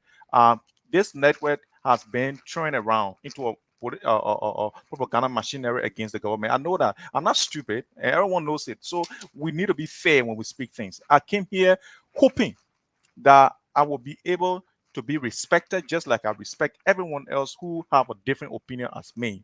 We joke around, but I always made it my duty to understand where people come from, because look, when you lost people in circumstances that you don't want to agree with, we can all be in denial, and sometimes it becomes personal, and I agree. But when I came here with the sole intention to be able to impact lives, to maybe to tell the few people who are still on the fence, or people who are hurt, to tell them, look, even though we think that things are bad, but things are not as bad as we might think. But he has come to a point now in this sojourn, or on this journey, that I've realized that what my family told me from the beginning, that if you don't want insults, if you don't want to be humiliated, don't go on that show. I thought it was a joke. I thought I would stay in it, but I realized my own limitation now, guys. I really appreciate the journey with you guys. And I made friends like Raymond, myself. We spoke on the phone for almost an hour the other day. And I added Sandy on LinkedIn. And even though, and you, Nelson, as well, we've come across each other. It was very excellent. Look, I love it. I'll be in Liberia next week. And I'm really hoping to meet some people physically. But look, man, it was nice. I appreciate everything. Look, we can all sit there and say, George, we are destroy Liberia, and people will agree. People will come here, other people will come here and say, George, we are build Liberia. Other people will agree. We all will not agree on the same thing. But people here, if you don't agree with them, it becomes so personal to them that you must agree. And if you don't agree, they want to destroy you. And that's the thing that sometimes I did not realize, that coming on an intellectual forum will attract people who are so bent on what they believe that even what you believe does not make sense to them. It is a strange phenomenon to me. But look, as we live longer, we learn. I've learned the hard way, you guys and I appreciate. Yeah, not just earpiece. Earpiece. No, that's not my earpiece. No, that's it. Okay. Yeah, please bring out the cracking. Earpiece. That earpiece. This is not my Okay, earpiece. Josh, go ahead. Go ahead, Josh. Go Okay, ahead. so the thing is, I really appreciate the time. It was nice. And guys, we'll catch up anytime, but not on the show again. So thank you so much. God bless you, and God bless Liberia. Okay, let's have Cindy to come in. Cindy, come in. Do your closing. Well, Liberian people, we can all agree that our issues are bigger than political rhetorics. We can all agree that the Liberian people going to bed tonight, or have not gone to bed tonight, most of them going to bed hungry. We can agree that our hospital system is deplorable. The road network is terrible. Our education system is terrible. We can all agree that Liberia deserves better. We can all agree that all of us deserve to go back to Liberia and enjoy our beautiful country. I want to go to Liberia this young, but we are all afraid because our security system is messed up. And so we are in a big problem. And that's why we need someone who has the experience, serious-minded leader to address the Liberian people issue timely and effectively in a quick manner, but that can be done well. Our people deserve better. And that's why I come here every night telling you my candidate, Mr. Alexander Benedict Cummings. When my friends come here and say, look, he don't have political experience, he has not been a minister, I want you to tell them The Liberian people issue does not need a seasoned politician. The Liberian people issues that is killing our nation need an individual who can rebuild our economy, bring job to the Liberian people so we can all be in power. And that's why Mr. Eddie Zana-Komi is the best candidate. Why shouldn't the other people be elected? I always say, Mr. Ambassador Boakai is a fine man. I pray the old man live long, and I know he will. I want him to live long to see a better Liberia under Mr. Eddie Zana-Komi. I want Mr. Boakai to enjoy his retirement, and Mr. Komi will make sure he get a befitting retirement. Thank you. George Weah, we know, is not good for our country.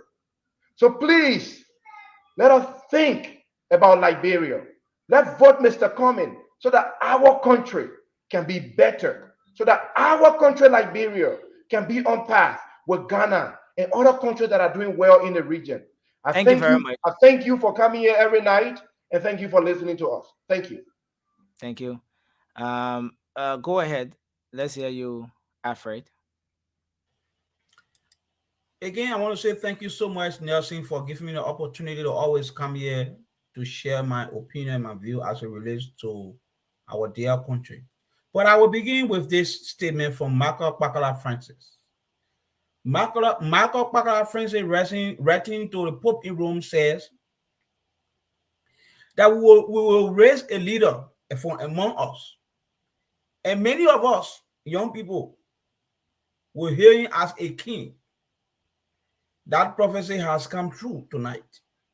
That we see a young man like George, who has been yearning for a country that he can be proud of. Unfortunately, the brother has squandered that opportunity. Let us call a spade a spade. When I first came on this platform, I told you that 2005, we were one of those people who saw George Weah as a beacon of hope. We saw him as one of those persons from among us. And I can remember quite frankly, like you, Nelson, cut me off when I said the Benson and the Richardson for 100 years were leading our country. I was not saying it in a condescending way to say trouble. But what I was saying is that the name Weah resonated with us because we believed that he was part of us and he was going to make a difference. 2017, we voted this brother with the mindset that our country is going to be changed. You are going to do the right thing by prosecuting people who have bled our country, by making sure that our economy will not be in the hands of foreigners. Today is a fact that $11 million walk away from our economy into the hands of foreigners. When you ask Mawani this, she tell you that yeah, we get a pot of money, but we don't know what happened. 20 seconds. 20 seconds. You understand? Today, President Weah will go around and be lying to the people. That the same thing all his surrogates can be going around with. That is to tell you that these people will leave, and I can tell you for sure, when Joseph Yuma Boakai become president, in the first 100 days, I can guarantee you that George Weah and his likes will be prosecuted, and whatsoever they have stolen from the Liberian people will resuscitate it. Thank you so much. Thank you very much, Raymond. And then we take Josh. Sorry, not Josh, but Mobile. And then after Mobile, we take so after Raymond, we take Sylvester, and then Mobile will take us home. Go ahead, you are muted. So my Liberian people, it's another opportunity to always speak to you. And some of us come here every night because it's so important to us. We got a conviction in our hearts. Some of us have served before the Liberian people were asked salary. We serve as youth volunteers because we want to impact our society. We want to give back to our community. We want to see the best for Liberia. And we'll come back with the same conviction that we've always held deep in our hearts. And when we come here, we come to speak to you. And it's also fair that you speak to us. If we have an opportunity to talk to you, if we can dish our words to you, we should also receive words from you. It's fair. Except that we can agree to disagree. Let's agree and disagree in a fair manner. But that's not the most important thing for tonight. The important thing for tonight is we're in an election year. And in this election year, it's about JMB and George Weah. George Weah have had an opportunity where he wasn't prepared for. He didn't deserve it. But out of the kindness of your heart, Liberian people, you made someone who wasn't prepared to take the highest seat of the land. And now we have all realized that was a grave mistake. We can't afford to make such a mistake ever again. What did it lead to? People who supposed to check the government for stealing money, they kill them to send a message that nobody do that. The same government, 3 cabinet people in the president office, American government put censure on them. The person who gave us the most money, the country that gave us the most money for our development and uphold our government. Liberian people, no drugs in the hospital for you. So it's left with one thing, the rescue mission. The rescue mission say it's time to think Liberia. It's time to love Liberia and build Liberia. My Liberian people, what's more important to you than thinking about your country, loving your country, and working together to build your country? The rescue mission intends to give you a brighter future with the vision of the standard bearer, His Excellency Joseph Yima Boaka, is to transform and unite our country. Looking at 6 key things to do. First, the economy. Money will be in your pocket, you might get a job. Infrastructure development. Build all the necessary things, including the roads, the school building, the hospitals, and everything that you deserve to have a 21st century country.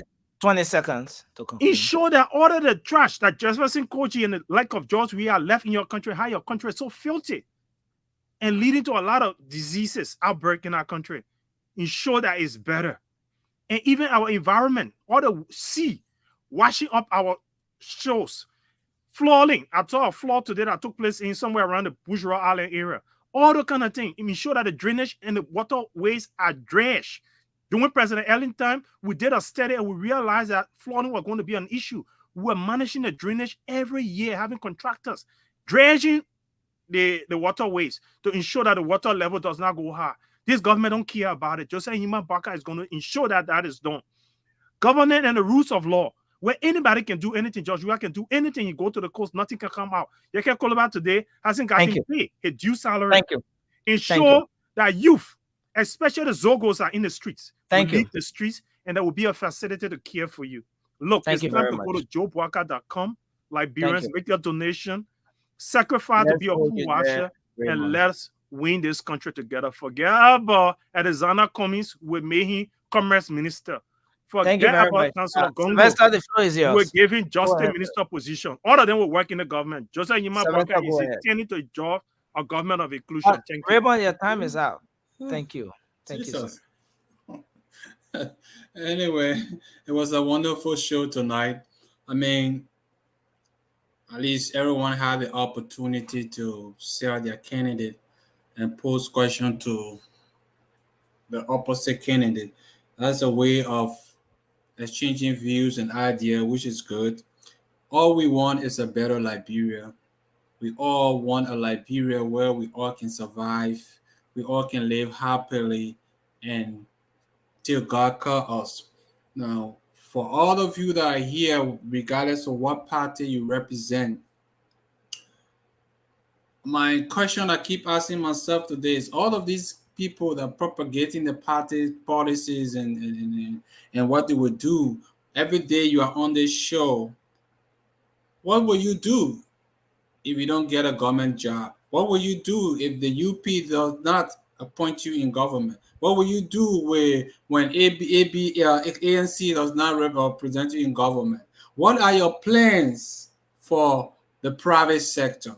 What are your plans to contribute? Because trust me, all of the people that are on the rescue train today will not be able to work with the UP-led government. What are your plans? And this is where you see disenchanted this, disenchanted that, and was the this because the expectation is so high. And when the government wins, they get disappointed because they were not appointed into government position.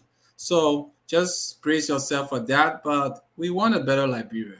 They all agree here that George Weah is no good. We need someone who can just create a level playing field where everybody can survive.